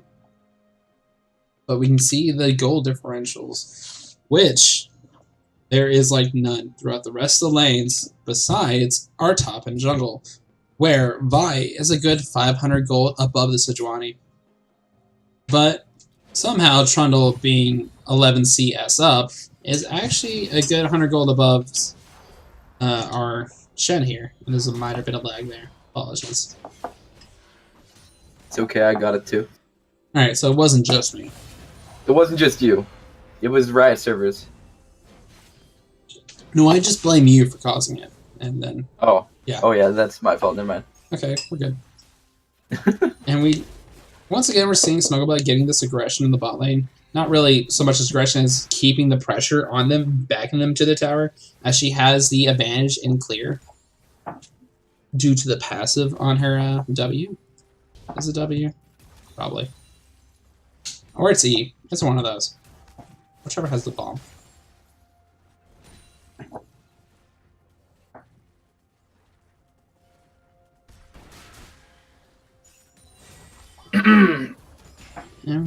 We might have a return gank from the top lane, but it's going to be warded out. Will Fancy Farce be able to react in time? Has the ultimate up in case he wants to do it. No, Sandy Knight is going to be available for the top lane. He's going to use the subjugate. Not yet. Still holding on to it. Might want to use that for the return health. Warded up to the bush. He's not going to be able to run away. He's going the wrong direction, and that's it. He's going to die in the hand of Sealeaf, getting himself a kill over and furthering the advantage for the jungler. Questionable hold on his ultimate, which would have killed him and kept him a bit alive and way more tanky, and he might be able to take at least a good chance at that. Taking Sealeaf was only level 5. It was, he probably could have at least killed Shen if he used Subjugate on the Shen. But just a small misplay. I think he thought he was dead no matter what. If you think you're dead, you might as well turn. No point running through the bushes and just seeing what happens. You might as well throw out your ultimate. You're probably going to have it back up by the time next time you need it anyway. Subjugate doesn't have the longest of cooldowns. Yeah, I don't know what he was really doing, but... Maybe he thought he would be able to get away, but he ran the wrong side of the bush and just kind of kept going. He thought he was still on blue side. I can honestly say that's never happened to me. I've never done that, but... Maybe it happened now. Maybe it's going to happen. Leaf just taunts himself away. Not too much, and we still don't have any aggression coming up the side of Electrify House. Just kind of power farming up. Getting some aggressive wards in. Blitzkrieg getting some damage on, but the bomb's not going to do that much at this rank. Ooh, good shifting sands. Getting him over in the lane, getting us some time shot. But the 2-man shockwave going to keep himself in safety. Gets himself out alive. No kills coming over just yet. Bit of fancy from both of the mid laners. Bit of fancy footwork, but I think he messed up the slide from Mojo Man and was forced to flash if he wanted to get the ultimate out. Yeah. Didn't really. Close. It looked better than it was. It did. It did look better than it was. Oh.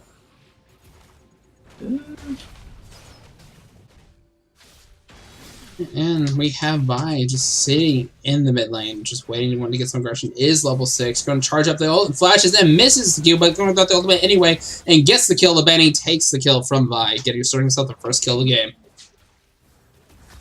Vi doing a lot of damage. Vi doing a lot of damage, getting this early aggression, using the flash, missing, but still being able to secure it with the ultimate. There's just not much Mojo Man can do on that short notice.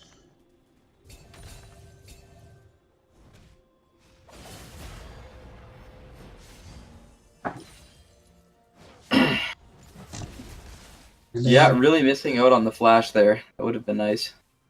I'm still kind of questioning Electrified House not getting this, not actually making any early present whatsoever. I'm not sure if it's just communication or just needing the power farm until level 6, until getting some kind of power spike. But going to dash in, but Shen's just going to taunt away, pillar, misplace. But throws out the Glacial Prism, going to stun him up, subject use as well, but the dodge shot's going out, and that means no more damage really coming out from them.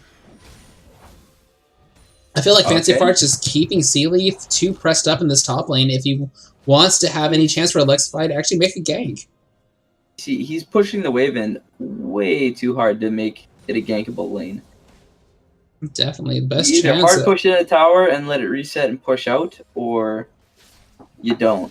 His best chance is just to counter jungle at this point, see me bleach. Because all lanes, except sometimes mid lane, is being pushed in. Not even that it's losing, it's just the opposition has a better wave clear. And he has some better chance actually trying to get semi-bleach down than he does actually making a successful gank.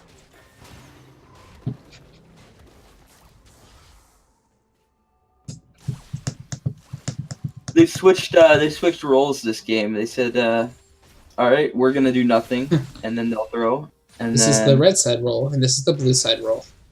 Yeah, red side is the one that loses and then wins.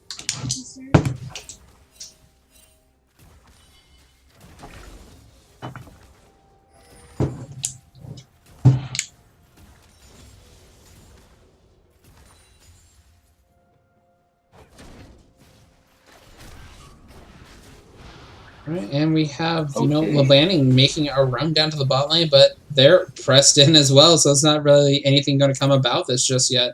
Kind of a poor timing, but the question marks do come out, as to be expected, as is tradition. Why was she there? Okay. I don't know, her wave is seeing pressure in tower, and she's just missing farm and CS. Gold out of her pocket to make a roam that wasn't going to work out. Kind of misplaying, it feels like the junglers are just kind of stagnated at this point, not knowing where to exactly go. Vi's going to try to make another gank. Ultimate is back up now. Might actually make some progress, maybe go back or return gank for the mid lane. But it is worded up on the south side jungle. I see the problem. Sealeaf is able to just dodge and taunt away. And that's all Fancy Farts really can deal with. But we do have Electrified House making the first proactive move of the game. For him, getting the Rift Herald. Might be able to secure himself. Possibly a tower if he's able to pressure someone out of lane. Golf clap for Electric House. Golf class, yep. While Cloud Drake, mind you, goes over to the side of Semi-Bleach. I would say Herald is a bit more important than Cloud Drake, but objective for objective. We have a little collapse coming in the river of the dragon. Both sides kind of moving in onto this blue buff. Want to try to force a fight happen, and Smite goes over the side of Electrified House, going to get the blue buff. The Root actually goes on to Azir, and now able to run away from anywhere. Command tag. This is Electrified House on the wrong side of the team fight. Heal comes out, but not enough to save his life. The kill goes over to the Blitzkrieg.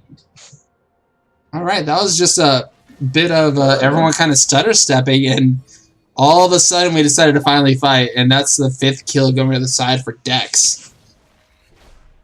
That feels really bad. Ultimate down for Semi-Bleach. Just kind of watching, like, you're a good 2v4. Don't worry about it.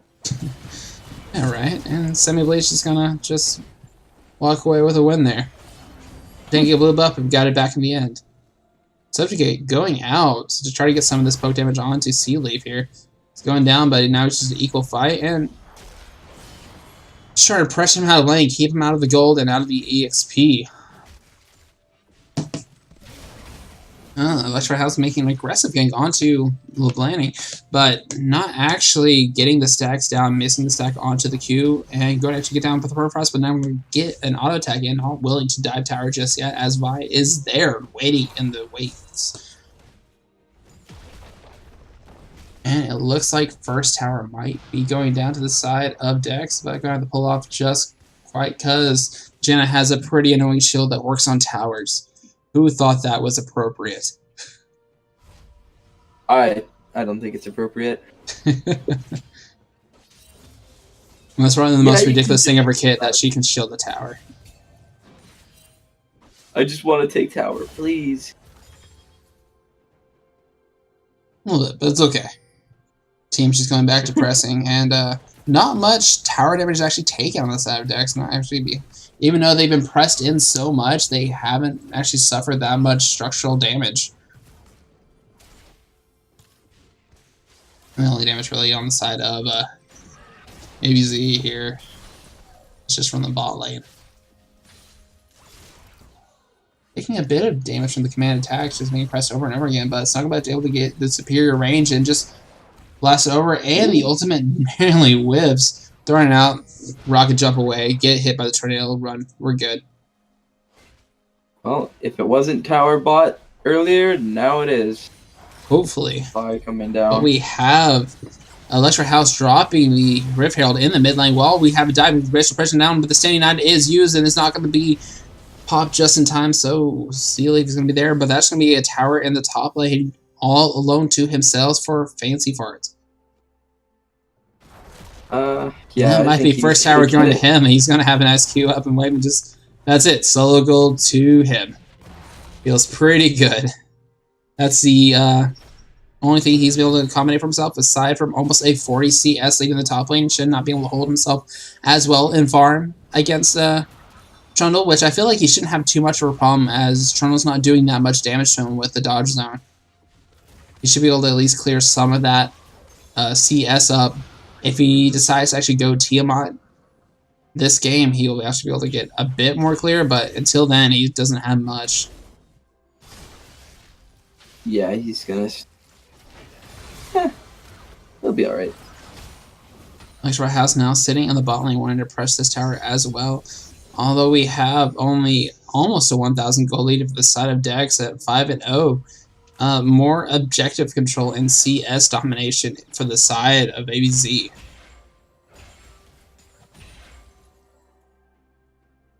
Looks just like last game. Up 5 kills, not too big of a difference. It's the exact same. Oh, we have Semi Bleach going to meet them in the tri bush, going to get caught out, going to get stunned up, rooted up. Permafrost being landed, but not going to be able to land the crippling strike that would proc the max health damage. Walk away just fine from that.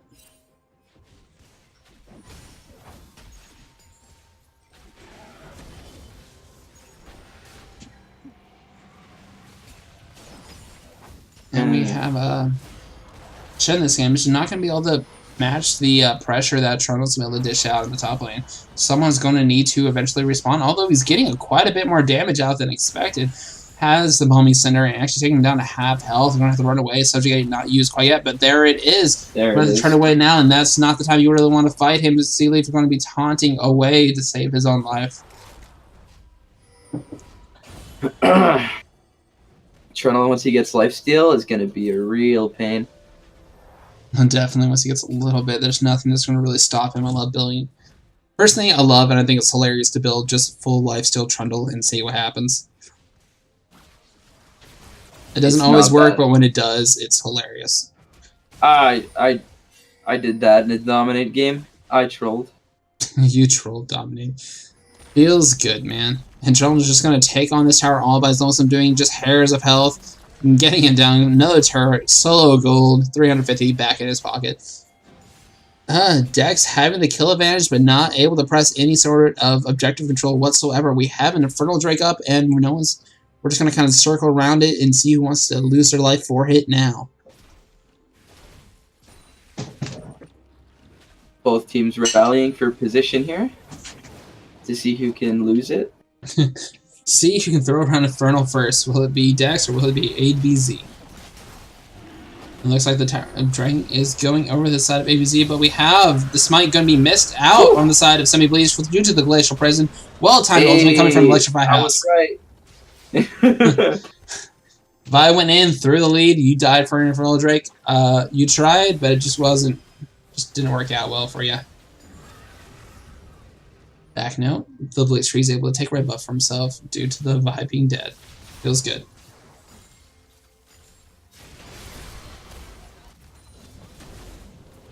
All we need is a game-changing or team-fight-changing ultimate coming up from the banning. The Shockwave be able to do just so much against kind of some of these stationary targets. The Mojo Man, Snugglebutt, not exactly stationary, but if able to clip onto them, they are rather squishy. Even Janice won't be able to proc up both of them. And that's just kind of what they have to be waiting for. Their out of ring of towers is gone, and even though they had a lead, they're just not able to take a tower for themselves yet. Sea Leaf doing the best he can in the top lane, but Icebar's just going to kill it right back up.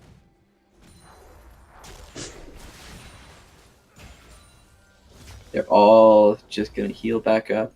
All good. 5-man back at the 4-man back at base now.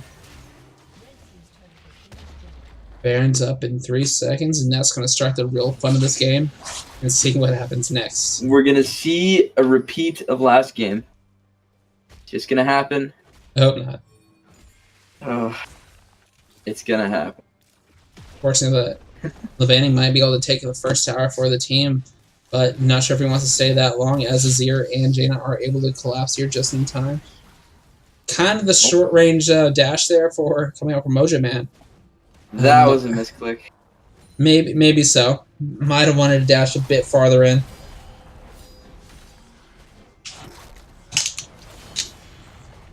Sea Leaf taking a bit of damage, ring brought down to half health, and Fancy Farce not wanting to dive tower just yet as he comes with a mini wave. And Sea Leaf just not able to keep Trundle off the tower, not having any help from the rest of the team, and just slowly dwindling away at the top lane. Look for blood, man. Get him. Someone look for blood. It's okay. Vi doing pretty good in the early game, but once this kind of mid-games roll about, it hasn't made the same kind of aggressive moves. Being a bit more passive, although being a considerable CS difference up over Electrify House.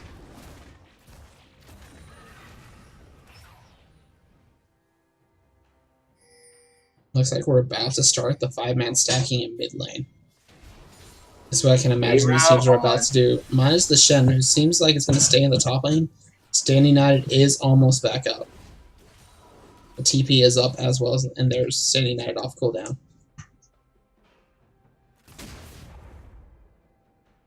Right. ABZ's got to find a way to make that Stand United come out and then allow Trundle to just get the split push on. Without everyone dying, of course.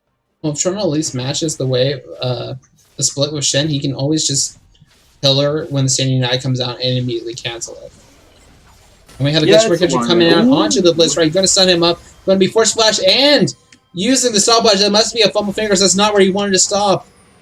Oh no. Happens to the best of us. I really thought like that's not what he wanted to do right there. Truly. Both summoners and the stopwatch down and blown for the side of the Blitzkrieg. And we have the banning being aggressive on by the Electrify House, going to get almost all 4 procs off. Not going to be rooted up there just yet. Finally, some help is coming for Sea Leaf. Fancy Fire is going to be collapsed on by these then. Going to get exhausted and forced to flash. Going to be flash in return from Sea Leaf. Getting the kill back from himself. Getting a little revenge from all that aggression in the top lane.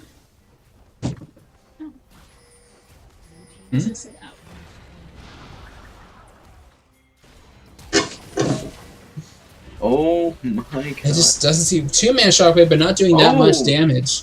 But they're just going to flash away, and they're going to chase this, but the tornado seems to probably disengage them enough. No, they still want more. Vi ultimate's still up, but the rest of the team isn't following.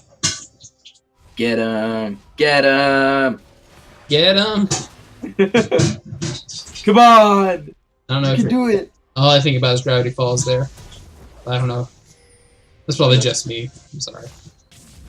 Trundle TPing into the bot lane, wanting to get that bot tower as well, but that might have been a bit of aggressive TP as Lebaning's already there to try to nullify the wave, but not there fast enough. He's just ripping through the tower, subject going down onto Lebaning. Pillar kind of just mostly stops himself. I feel like that was a bit misplaced as well. Well, we have See Me Release. He's going to flash and try to Q in. Going to get the ultimate down onto him, but just going to try to throw it out. But with Lebaning coming in trying to help him out, but Fancy Horse is just going to run away. Summoner and ultimate blown for nothing. And another really respectful flash coming out from Zeb, not being wanted to come up by the two procs there. Slow down, scared what might follow. We're having another aggressive Baron call coming out from the side of ABZ. And honestly, I think they should, at this point, be trying to force something, force a fight, but not without Trundle. Force a fight? Force a fight, but don't actually start Baron. Bait it out, see what happens. Ooh, just half the health coming out of the command attack and dissonance on this from Hanbro.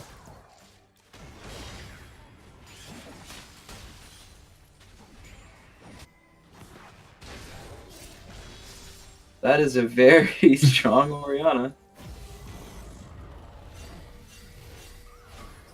Well, he's got the Lich Bane getting the extra little burst out.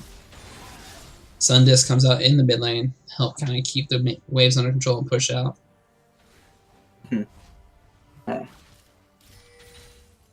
But other than that, we're just kind of a stalemate. No team wanting to press too far into the enemy region, not getting that much aggression. While we have Mount Drake going to be coming up from the side of ABZ. And if they want to attempt Baron this game, they can get it a lot quicker. Woo!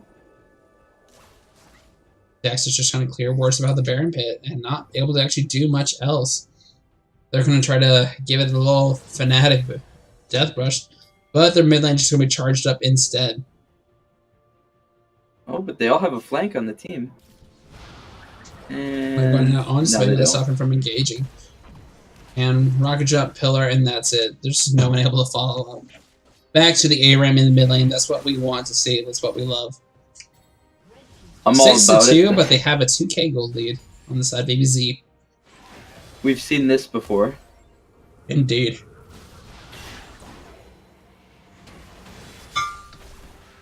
Just an anything you can do, I can do better game. And while we at least have Fancy Fart splitting in the bot lane, not many people can actually stand up to him at this point. Almost being able to eclipse a Flame Horizon over Shen. And that's just ridiculous. Glacial Prison coming down onto Sealeaf, gonna stop him from really doing nothing. It was just kind of a threatening ult. Throw it out, see what sticks, and it just hit on the Sealeaf, so nothing happens. Just on cooldown, pressing R. Oh. Vi ultimate coming out onto Fancy Forest, not actually having the team follow up quite yet. I don't think Subject going out, and it's not really a team fight you're really going to win at this point, and just takes him out 1v2 at that point. 3 and Mojo Man almost being destroyed by the command attack and dissidence. Shockwave being used as well. Sealy's going to try to run for his life, and Lebaning's just not going to have any mana left, and they finally destroy Trundle in the bot lane. Going to come back up and collapse and help the friends. Glacial Fissure already used, not able to use for this team fight. And just call it a 1-for-2.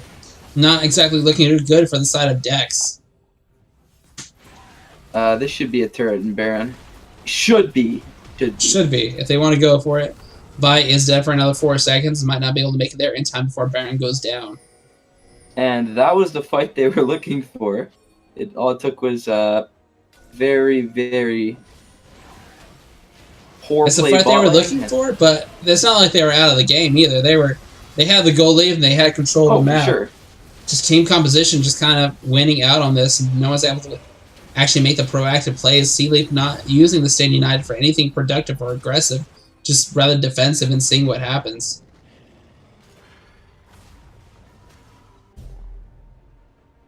My favorite move of Shen is playing somebody with like J4 and just ulting to the J4 as he goes in. Bot lane, level 6, always good. 2v4, always love free. it. Always free. Oh wait, I just leaked strats. As I said, Shen's only purpose is to land a meaningful Stand United, but it still hasn't done that yet in this game. Although he's 2-1, it just hasn't made an impact with those ultimates. It'll keep a member alive, but they aren't making it proactive instead of just reactive. Oh, we have Savannah caught on the wrong side of the pillar, but Fancy Fart's feeling pretty great. He throws out the subjugate and just pretty much deletes Sven on the backside. Blitzcrank throwing the wrong spree as well, getting flashed upon by Fancy Fart. Nothing's going to stop him in this game. He's going to chase right down on the bending, but the shockwave misses. Triple kill coming out from Fancy Farts. Nothing's going to stop him. They're going to throw that tower before the teleport even completes, and that's an inhibitor gone as well. Feels Trundle, man. Honestly, that might even be the game if they want to commit to it. I think it's game. They take turrets really fast. Late Expression thrown out just as a zoning ultimate. Semi Blaze is going to try to do what he can, but the Noctis throws him out of his queue, and that's going to be the Nexus. Oh, that's not how going you do that move. Down for the side of ABZ, going to bring us to a game 3. Whew! Okay. All right. Game of throws, indeed. You were 5-0, and then you lost. Just as fast.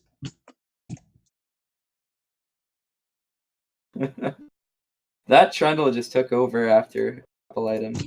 Right after he got like 1 kill in the top lane, that was it. He was good. No need from anyone else. Game 3. Hunt our way. Alright, we're going to be right back. When we do, don't go anywhere. Or if you want, I don't care. I don't rule your life. It's fine.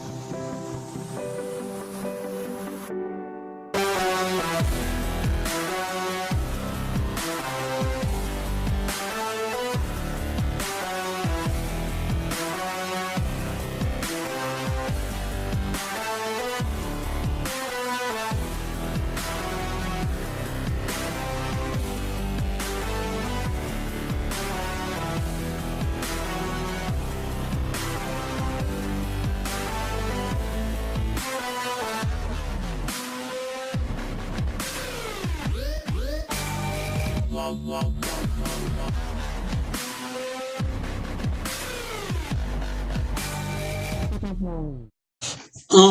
guys, welcome back to Game 3 of ABZ versus DEX. Alright, it's been so exciting. This has really just been the game of throws. Each team who has the commanding lead in the early game does not secure themselves the game. Let's see if the trend will hold suit as we come into the final game of our series. Here I am, Nezridger. With me is Reese's Pieces. Hey. Once again, we have Anivia and this time Fiora banned on the side of DEX. Weird. The Rise is banned as well. Don't want to see that again in the game ever. Please leave it away. I don't want to ever see it. Azir is banned, a good ban because it just destroyed the game last time. The Trundle was the main character, but Azir was still a force to be reckoned with. Most definitely, and the scaling last game was just there. It was ridiculous. Kind of ridiculous. Tara can be dropped there as well on the back end of our ban phase. No surprise Dex there. is gonna pick Braum. Yeah, you think so? Why would you Orianna ban Tarek from for the ABZ. first time? This has been every blue side we have picked Orianna, and I don't quite know why we I don't think it's worked very well. ADC's been picked first time the last 2 games and then we switched over to the mid. I was feeling like it's being pinched a bit more and more. Yeah, I guess they're just really struggling to get the team comp they want, and now they're just picking right away. I'm okay with that, and we have a Lux locked in for the side of DEX. A bit more that should surprising, be- although the skin will be glorious as long as it is the new one of our Lunar. Use the Guardian. skin! Use the skin or don't play the champ. It's easy, it's simple, just do it. Please. Don't disappoint. Right. You have fans waiting to see the skin in the game. Come on. Brand being support picked again. as well. Not too shocking. It did them well the first game. You Ban got skin, Tarek, you can and buy. then pick Brand. Alright. We don't want to deal with Braum anymore.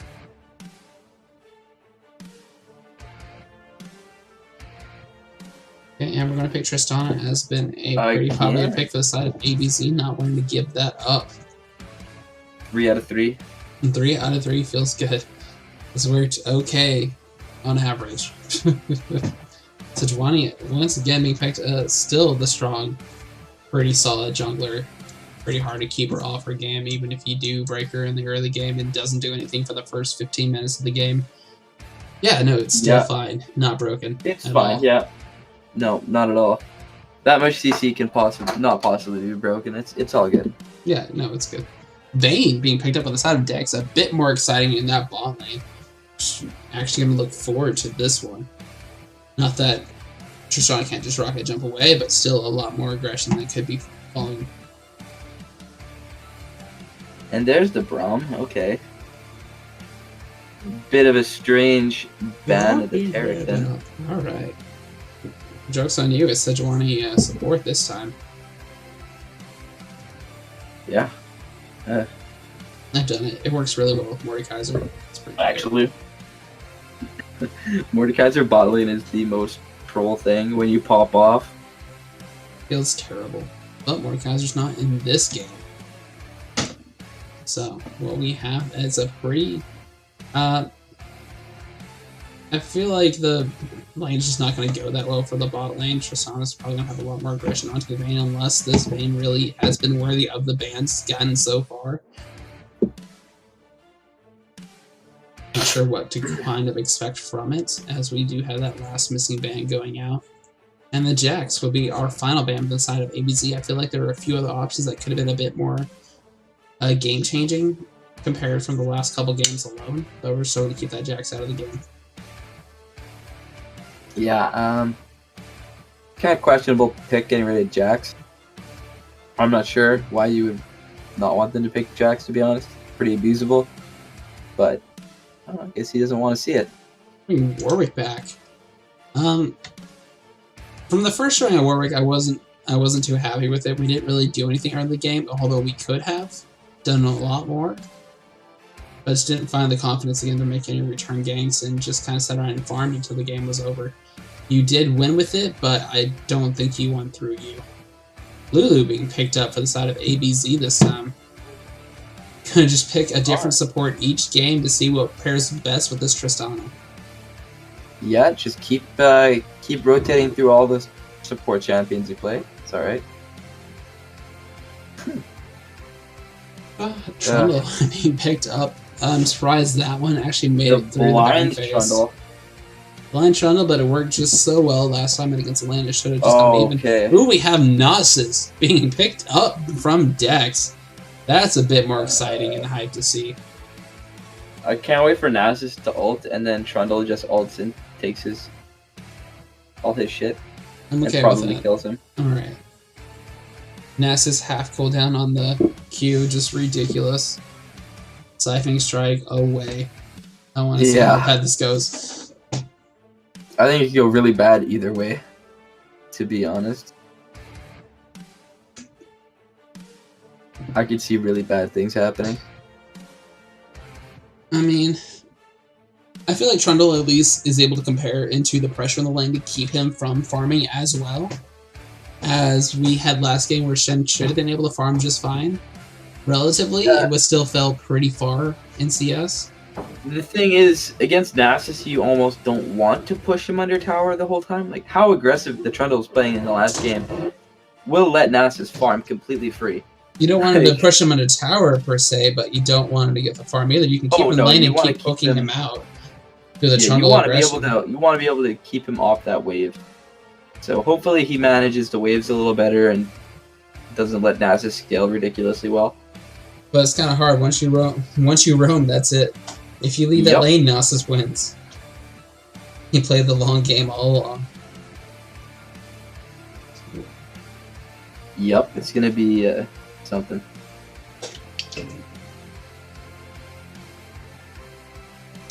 But I kind of don't see either of these top laners leaving the top lane.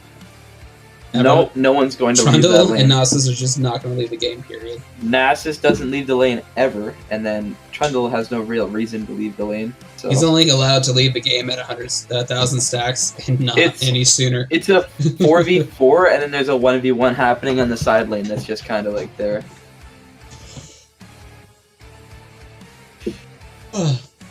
Oriana, once again, just a passive laner. Not going to expect too many plays to revolve around her blocks as well as this, but able to at least contribute from a farther range with the sniping of the Final Flare. Or what is it called? Final Spark? Something? Help?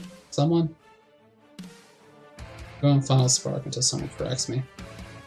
I can figure out the name of Lux's ultimate. Yeah. It's Final Spark. There. Thank you. Good. We're fine. Alright, but if one thing I want to see change from Game 1 to Game 3 is that Warwick needs to have some aggression, make a repeat gank. If you blow a summoner, make sure you come back before the summoner's back up, or else your aggression was for nothing.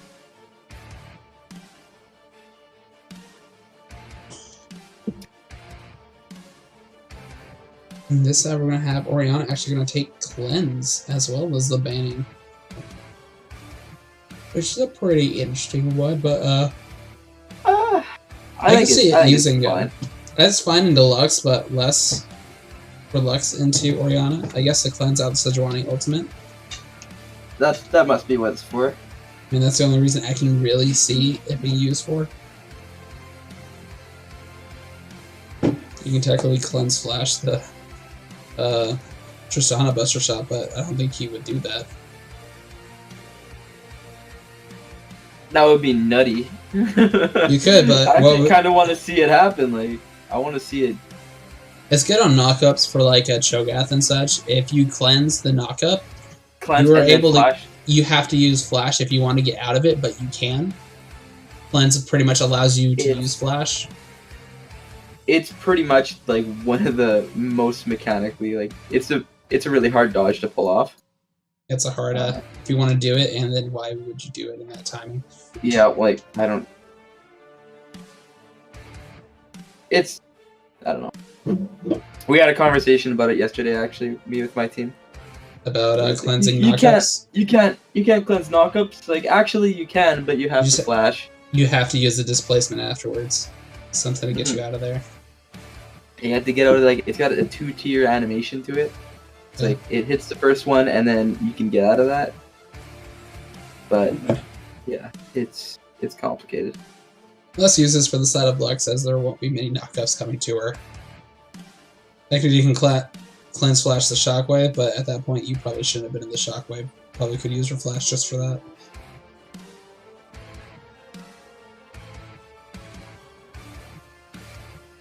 Oh, TJ also able to choose their loadouts. We're about to be able to get into game. This game's going to be the deciding factor, and of course, we have the two most just kind of sustainable top lanes that are just going to drag out the game a bit longer. Bane and Tristana both also wanting to excel into this late game. Mid game being pretty strong as well, but we're definitely not going to see the early game snowball unless it's coming from Brand. Or possibly the Lux, if we can get that kind of pressure going. If we can get some kills onto the Orianna with the help of Warwick or such, and see the Lux roaming onto the bot lane, we might be able to see something there. What were you saying, sir? Final Spark snipes are coming out. Plus the reduced cooldown as long as you secure a kill with your Final Spark. Yeah, just... That cooldown's actually ridiculous when you get that. It's like 25 seconds. It feels pretty good. I miss the old days, probably back around Season 3, where Lux's ultimate was pretty much from Fountain to First Tower. Yeah. That was nutty. That was ridiculous and the best feeling ever. I'm all the way across the map, and you're dead. Ooh. Get him. Lux doesn't care about you at all.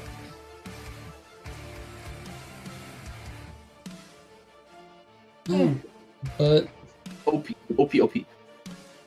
I think Brand should have a better time in this bot lane against the Lulu due to not having the shield coming up from Braum. Not being there, even the polymorph can go off, but after that you just really got nothing to try to help Tristana in these early trades without the ultimates up, at least. Yeah, it's looking like ABZ wants to scale up bottom lane like they have every single time. And it looks like DEX wants to pop off like they've tried to do every single time. So, I mean, if you pick Tristana 3 times in a row, you pretty much have the same goal in mind every time. Nothing else to do there. Get at least 3 items. Get at least 3 items in Last Whisper. That's the goal. 3 items Last Whisper. Becoming pretty infectable deep, you want to keep Susan off of you. Yeah, well, you know, at least Tristana can not die 1v1 to Nessus. You have your ult, you have your jump. And the buffer is pretty... The Warwick is... Nice. I'm not sure about Warwick. Man. I'm just hoping to see a bit more action, you know? Honestly, like, the Vi last game was, like, super ahead and then just chucked the lead, so maybe the Warwick not being ahead cannot throw. I don't know. Well, it's not just throw, it's just the fact that he didn't do anything the first game. He made 1 gank and then didn't go anywhere. That was it. Yeah. 1 gank and then just no repeat ganks. It's like, ooh. And they were pushed up too. It had very it was perfect all around, but it just didn't happen again. But they won. To their credit, they still won. They won. But this is game 3, the last game of the night. I am ready to get this done and over with. I want to see Susan pop off. That is what I want to see. 1,000 stack Gnosis, it won't happen, but I want to see it. But we do, on the side of Send Me Bleach. Heard our calling this time. We have the Lunar Guardian Warwick, but we don't have Lunar Guardian Lux. So, Dex loses. It's been deemed Dex auto loses for no Lux skin. I think they should auto lose from it. It's okay. Skin advantages are for a reason. I'm upset.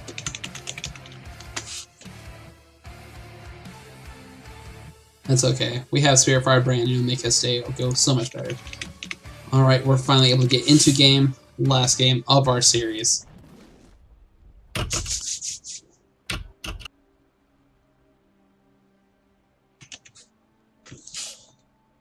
Alright, we're gonna get past this little spectator weird just gray screen before the game really starts.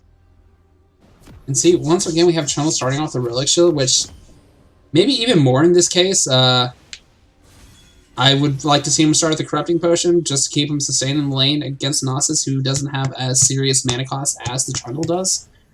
There are going to be no more series after this one. This is the last game of the night, but you can tune in tomorrow, same time, 7 o'clock Eastern and 6 o'clock Central for our Dominate team, which will be our Gold and Platinum series. Following again on Sunday, yes, those are words, on Sunday, same time for our... It's pretty much Diamond and up, but anyone can join the Challenger Series. That's pretty much Diamond, that's all that's left. We have some votes coming out from ABZ is what we want to see break this tiebreaker. I'm rooting for the side of DEX just because I want to see Gnosis do something once. You're welcome. You know what? You know what I would have liked to see a lot? Okay. What would you like to see? Lethality Nasus top with Dark Harvest. Okay, go home. I don't need you here. Please come and get the Codecaster. For the side, we have ABZ on the side of, we have... Fuck you. We have 3 stopwatches on the side of ABZ. Compared to our 2 and 2 each in every game. Which is okay. You know, it's whatever. I don't think Sejuani really needed a stopwatch, but I guess he didn't want the free boots either. So, it's whatever. I probably would have gone for free boots if I was Electrified House. Yeah, it's pretty good on a... Or the stopwatch, because you're not really going to make too many stopwatch plays, I guess, unless you're diving under tower. But compared to the free boosts, it's just not as much. They're not just free, they're better. I don't want to see lethality Gnosis either. Just don't want it to be a thing. I can see crit, but lethality just get away. And, oh, I want to mention, our Sea Leaf Gnosis actually has Kleptomancy, as he also has already gained a mana pot in our top lane. Feels pretty good, siphoning a lot more than just souls at this point. I think that's what he siphons when he gets the kill. I don't really know if they're considered that. A Nasus didn't take Corrupting Pot? Did not take Corrupting Pot, but also took Kleptomancy. Instead of, like, almost any other thing you would imagine. But that doesn't make any sense. Doesn't have Aggressivity of Dying, so he's going to take a bit harder pokes in that top lane, hoping that the trade-out is just going to be worth it. There we have that beautiful skin coming out from Warwick, and now it's gone. All right. Trying to make up for the... trying to make up for the failure of our first game, our letdown. Yeah, that's what we're trying to do here. I think he heard our criticism again, and like, yeah, okay. And he went. We have a gank coming in from CB Bleach on the top. They're going to get the taunt up, going to dodge on the wrong side, and not going to be able to go down onto Gnosis. Withering not going to be able to do enough to slow him down while we have Sejuani just there to save the day in case anything else happened. And that was it. You made an aggressive gank, you burned Flash. Now please go and repeat gank. Use the advantage you gained from burning that Flash. Trundle now has nothing he can do against you. He can pillar you, but you can't stop you from dashing. You have the high use the ground, advantage. Man. You have the high ground. Please use it. Next split, I'm not sure. It will be... It was probably about a month after playoffs last time. And this is week 8 out of 9. Then we have maybe it's 1 or 2 weeks for playoffs, and about a month after that point, we're probably in the next split. Would be my guesstimations. Take me at your word. And now we have a rare unseen item in such a long time. We have the ward for Gnosis, the green ward. It still exists, and we have a repeat game coming from CB Bleach. Going to be up, but he's already pinged out by the weather. It's going to keep him there. It's just enough. Going to be taunted right back into the waiting arms of Gnosis, but he's really a bit too low to really want to do anything. But we have Electrified House coming to try to make a counter game. Comes out, but Sea Leaf is now stuck on the wrong side. He's going to get auto-attack down, and that's going to be who's first one going to? It's going to go first one. It's going to go to CB Bleach in the top lane. Sea Leaf is just going to try to run away as much as he can, wither it down, and he still has the mana pull that can't run away. But would he get to this run time? And no, the kill goes over to the left right house. Unless he 1v1 jungle combat. Let's see who's going to come out and win. Sun's coming out. The damage is going to be there, but will he get the health back? But TP is coming out from the side of who? Oh, Fancy Force is already coming back into the fight. Semi Bleach, run away. No, that's another kill coming over to Electrified House. Stop it. What's going on? This is what it's now a 3v1. About, Just TP. Let's go! Let's go! Fancy Farts died at the beginning of that fight. Came back to just keep going. Heal being burned down on the side of ABZ Snugglebed, keeping his support alive. I'm not sure if any more autos would have came through, but better safe than sorry. Okay. I'm hyped. I'm hyped. Are you hyped? We got some good games going. People are going to keep Sealeaf there, but down. But I'm not sure. Once Sealeaf gets to level 6, that should be it. That should be a point where he's going to be a lot harder to kill him as long as he waits for the subject to come out. Here we go, taking another drink of Elixir X. Elixir X. I will also be taking a drink of Elixir X. We're taking drinks of Elixir X as we are banned from saying what any other liquids might be. All right. Oh man! You leave me alone. I'll make fun of it as much as I want. Go Powerpuff Girls. Oh, those Chemical X. Sorry, I messed up. God. My bad. All right, what we have here at the top lane. I want to check on our gold advantages now. At this point, we only have about a 50k gold on the side of Fancy Fars. Not really doing too much. Even with 2 kills over 1 for the side, but Sejuani is still really even in gold. Though. I'm not sure how that's really working. He got no, actually. Semi-Bleach actually got first blood, and that's probably what's keeping him around equal. My bad. Done. Without Gnosis is a troll, and I don't doubt it would work under the right conditions. And we have Semi-Bleach just coming down from the gate in the bottom lane, going to get the stun out. Not actually going to land on. Snugglebud's going to take the hit for his support, but going down under tower, Semi-Bleach is going to secure the kill for the bot lane. Going to get that blast. Going to take him down a little bit, but Snugglebud's going to do it again. Just going to have to try to run away. One hit, if Sven did not miss all of his skill shots, it would have been a double kill in the bot lane. Close enough, right? Close enough.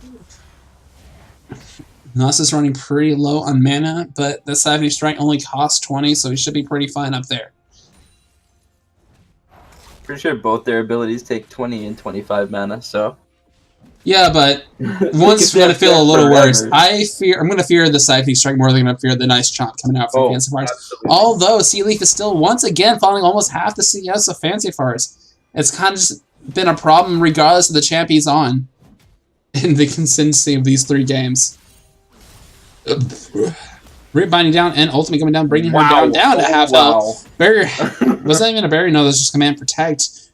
But even then, still down to half health.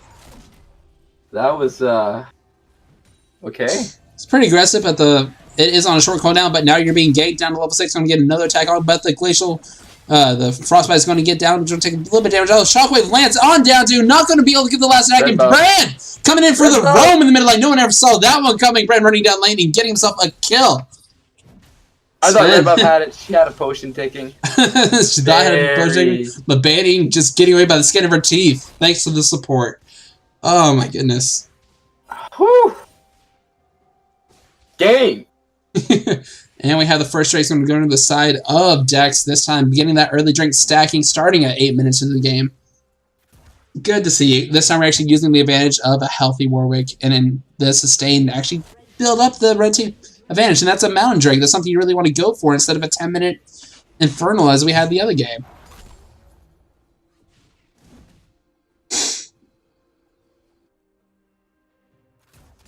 You know, sometimes I think I'm talking to myself with you here. I'm having an off day, I think. It's okay. I don't hate you. Wait, is that passive-aggressive? What? What? Me? Passive-aggressive? No. I don't hate you. No, come on. Note. Sir, you forget yourself. Well, we have almost a 20 CS differential in the mid lane. Mojo Man just destroying her in the CS, but not able to really do anything else. It has an assist on her side as well. Banning is just doing what he can to keep the aggression, but it's not going to really come from much with the command protect able to pretty much nullifying most of her attacks. Until a gank comes out, but the Banning's kind of being pushed up really far in the lane. If Electrified House wants to come down to mid lane, if we'll come from a gank, it looks like, oh no. She kind of hesitated there, and that's, if she wanted to commit right now, right then, it would have been a perfect gank Flash is still down from the previous attempt, and still looks like he's going to try to go for it, but now it's a bit more seen. Glacial Prison's going out and coming down onto the bank, is not going to be able to go anywhere. TP is coming from Sea Leaf, going to steer the kill down onto with the Shockwave. And we have Warwick coming on the back line, but no one's able to get there. Mojo's going to flash on the towers. My bad, I have my words all over the place. And we'll have a TP also return, and it's just a 5-man team fight coming in the mid lane. Just a clown fiesta all around. This is what Rampage is all about. Form B2 now. Electrify is going to have to flash under that tower. Trying to run himself away. So they took their gank and it failed. And we ganked, you ganked, we ganked again. But you got another gank. So. And then the bottom lane ganked the gank after the gank. So yeah. Okay. Yeah, no, it's fine, but mid tower goes down first out of the game in favor of DEX. Sorry, I am just slurring everywhere. Clown Fiesta. You can see the standings of the teams if you go to the Discord. Go to Lands and Facts and Questions and click on whichever team. Go there and it will pull up a Google Docs for you. And just there's sub-tab and standings in the bottom. And just read that. And Lux, but the goes golden just in time for the final spark to miss. Well, Growth going to knock him away. Throws out the golden men standing right next to each other. Does not really want to be. Going to throw out the proc and going to proc each other. And they're just going to kind of whittle each other down, but still not a death. Okay, Brand, Old2, you two together, please split up. You, like, brought your support down to a quarter health because you just stood next to her. Poor Honbro. Taking it for the team. That's the #1 thing you don't do when there's a brand. You don't stand next to everybody else once that thing goes. Right. Because it goes. And it'll kill you. No item brand still hurts. It's true. I'm going to try to get some more special effects for us while we do all these fights for the last game, since I think I can do it. You just wait and see. You, Reese's, won't have any clue what I'm talking about, but the viewers will. And that's all I really care about. Not you. Condemn being thrown to the wall while the Gresham goes out, landing on Sven. Going to get away in safety. Good Condemn saving his support, possibly from the engagement falling from the Sejuani. Respectable ult for CS. Ooh, we have Labani just going to come into the top lane trying to make his impression down here, but the subject comes out, and then the ultimate from the Nods is keeping him nice and healthy. Going to throw out more siphoning strikes. That's all you really can do, and there's no kill to be found. He's out of there. He's just so healthy. Why? Subjugate OP. Subjugate OP. That's all you need for life. Just subjugate, run away. That's fine. Warwick down, coming through the jungle. See what we get. We have his Brand going to get the spread out. I'm going to go to lane. Oh, but he goes golden, stopping Sven from landing in. The kill's not going to have enough mana to really follow up with anything. What if he wants to not have enough mana to actually throw the ultimate out?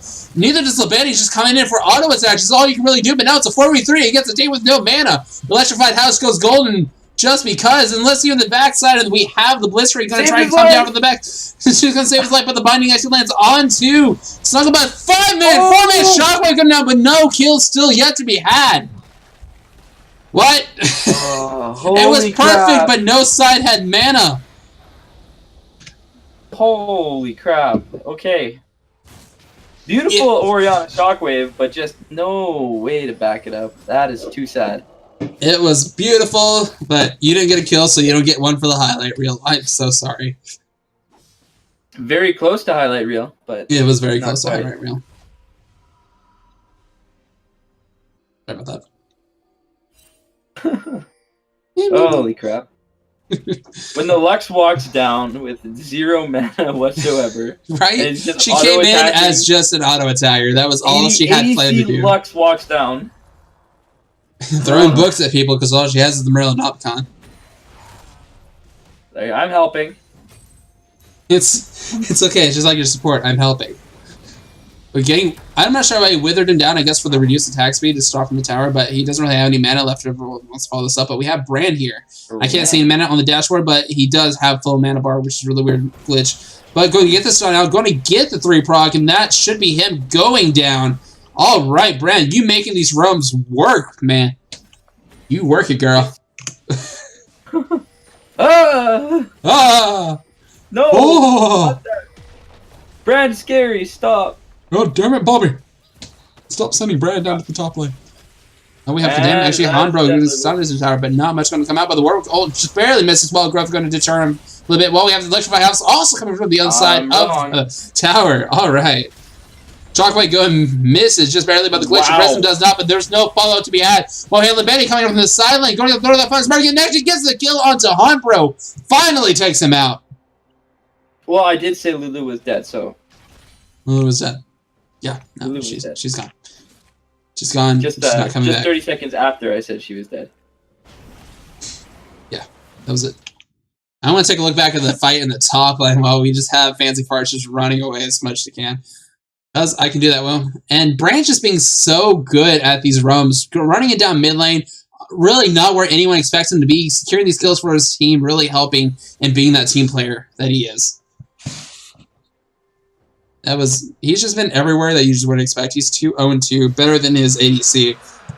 Is everything you ever wanted to support, especially brand support when he's your carry. The new carry, the support. Sealeaf has disconnected. All right, where's our pause? There it is, reconnected. Okay. All right. What we have here, Gnosis has a bit of a lead over Fancy Farts right now, just for having completed the Trinity Force, which is a bit, I guess, more of an aggressive way to go about it if you don't want to go Iceborne Gauntlet. It's more aggressive, more damage, but you lose more control against someone who's obviously going to be a lot more faster to you in these fights. So I feel like it's a bit more questionable why you went the offensive route when you needed more control. Yeah, you know what? I think eventually Trundle could get a step on him. He doesn't have a Tiamat yet, so he's not gonna clear waves and just roam. Oh, he's gone again. Okay. What's interesting is no Tiamat bot ever on Trundle. Usually that's something you're gonna get early on. So you can. It's one of your first items, and you build some lifesteal and just kind of go about your day. But this time we're really seeing him just wanting to rush the Trinity Force and just match the Gnosis up top in terms of damage. Well, I feel like he didn't have to go that route, especially he didn't even start with the. I didn't start getting the phase first, but the Stinger next, I don't quite agree with. You might as well get the Sheen for the burst damage every time you proc your Q. In my opinion, yeah, and especially with the mana help that would give you. Yeah, it's. Yes, the attack speed feels nice, but if you're putting some points into your zone, then it's really.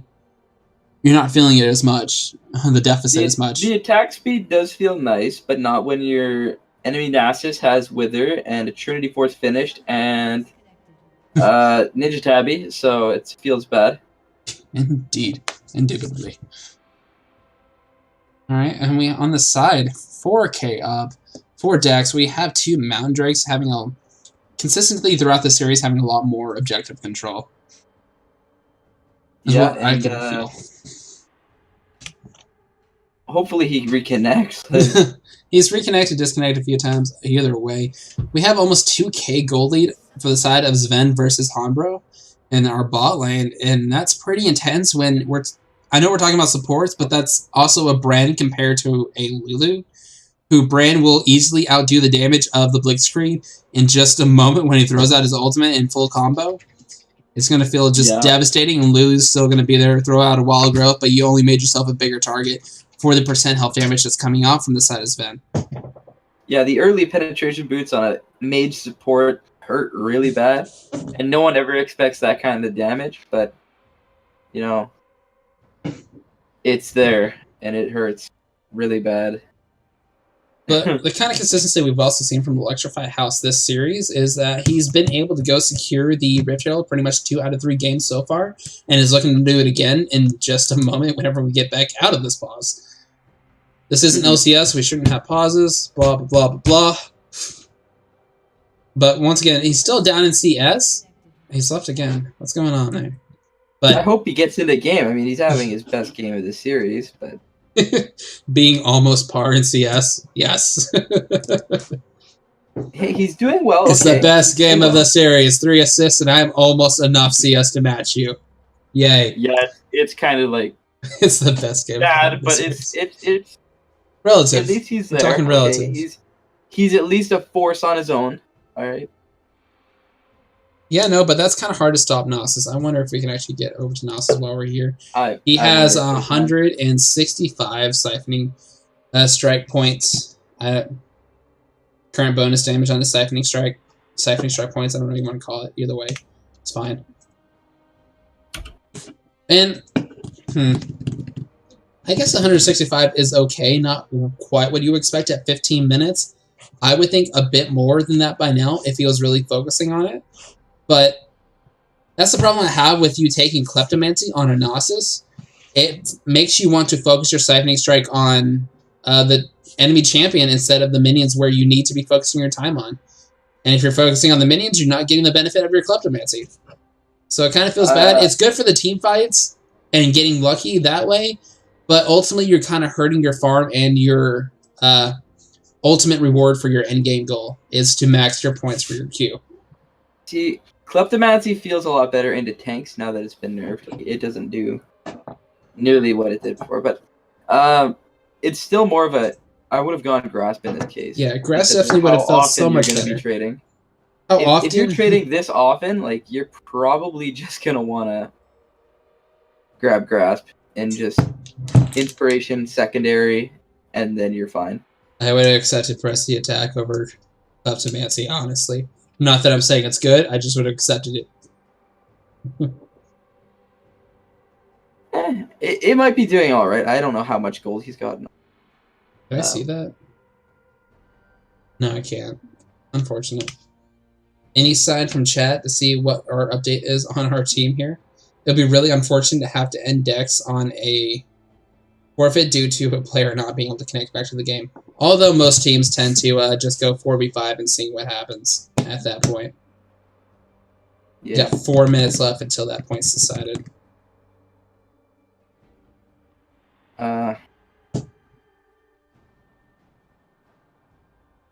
Oh, they did 5 seconds in. All right, we don't have to penalize anyone, and I don't have to be the jerk of the day. Not that I want to. I'm not that kind of... Flash! What? Oh, Can we get a clip of that real quick? I'm going to send us back over there in just a moment. This is the second time... Oh, wait! We have a sea leaf coming down. So Flash, what's going on? What is on the sign of DEX? What? Okay. Has anything happened in chat? Can you see anything that's happened? Brand's coming in for the top lane, going to get some substantial actually damage down, but not enough compared to what Fancy Parts is about to dish out for him. Sea Leaf doing absolutely nothing to save his friend's life. Going to sit there and watch. Wait, wait, did they go past their pause limits? No, it's 10 minutes is the pause limit. They definitely think they did because they're just trolling. 10 minutes is the pause limit. You're allowed 3 per game. Our ADC had to go to ER. Wait, DEX player. What? Oh, well, that sucks. I'm going to bring us over to our clip with the Lux spamming all of a sudden, just so you guys can see that once again. Well, at least the Warwick is keeping himself busy. There, you can see that again. Hashtag ABZ win. Alright, I guess ABZ will win this game out. I'm not sure there's any point further watching it. Yeah, it looks like lose early game, win late game by luck or inting. I'm glad you enjoyed the clip. That was a good highlight moment. Fantastic. You're like watching it like, what? Oh, Righteous Glory. Okay. Alright, so it's unfortunate that the side of DEX is, I guess, ending up in a forfeit. But that is just how it goes. Mental health note there, guys. League of Legends is fun, alright, but get outside and exercise, and so you don't have a heart attack at your desk like the side of DEX. Things we learned while we play League. Alright. Hey, wait, we might get to see the legendary dance of fucking... We don't see anything. We don't. No. It's over, right? I know it's over. But I'm gonna let him continue out and like I want to see the Rift Herald dance. Please kill the tower. It wasn't a heart attack. Well, no one's giving me an answer, so I don't know what's what. All right. Make the Rift Herald dance. It was a targeted hit. They murdered our ADC. They sent out ABZ sent out a hit onto DEX so they would win this match. Sent their ADC to the ER. Well, you know what you do, DEX. You go and send their ADC to the morgue. How about that? Turn it back on them. All right, and that is the end. Yes, he's dancing. Yeah. Well, that sucks. All right, we're gonna watch that one more time, just for the end, just for kicks and giggles. Watch the dance at the end, because I have nothing more to show you, as the game ended in a bust. So it's fine. It's fine. It's whatever. Wait, how did Shelly die on that side? I don't remember that happening. I guess I was. Nope. Sejuani died on that side. All right, cool. Shelly gets to dance at the end. That's good. We're fine. We're fine with that. Well, Brand did work. Holy crap. Did a lot of work. Brand did a lot of work, but that's what Brand does regardless of what lane he's in. All right, guys. Sorry about the anti-climatic game. Let me fix the score for you guys. There. Here's your score. Hope you enjoy it. All right. Well, I guess that's going to be it for us on the day, as you already know. All right. I was Nesware, and this was Reese's Pieces. You guys have a great night. If you feel like leaving me comments, leave them in the Twitch chat. We can send you over to our Discord if you want to continue on, or you can look at our YouTube to check out all of our videos that we've been streaming up, not just the ones on our stream, but our recorded games from other matches happening today. All right, you guys have a good night. Anything last words to say, Reese's? Hopefully I don't care. Good night. Right.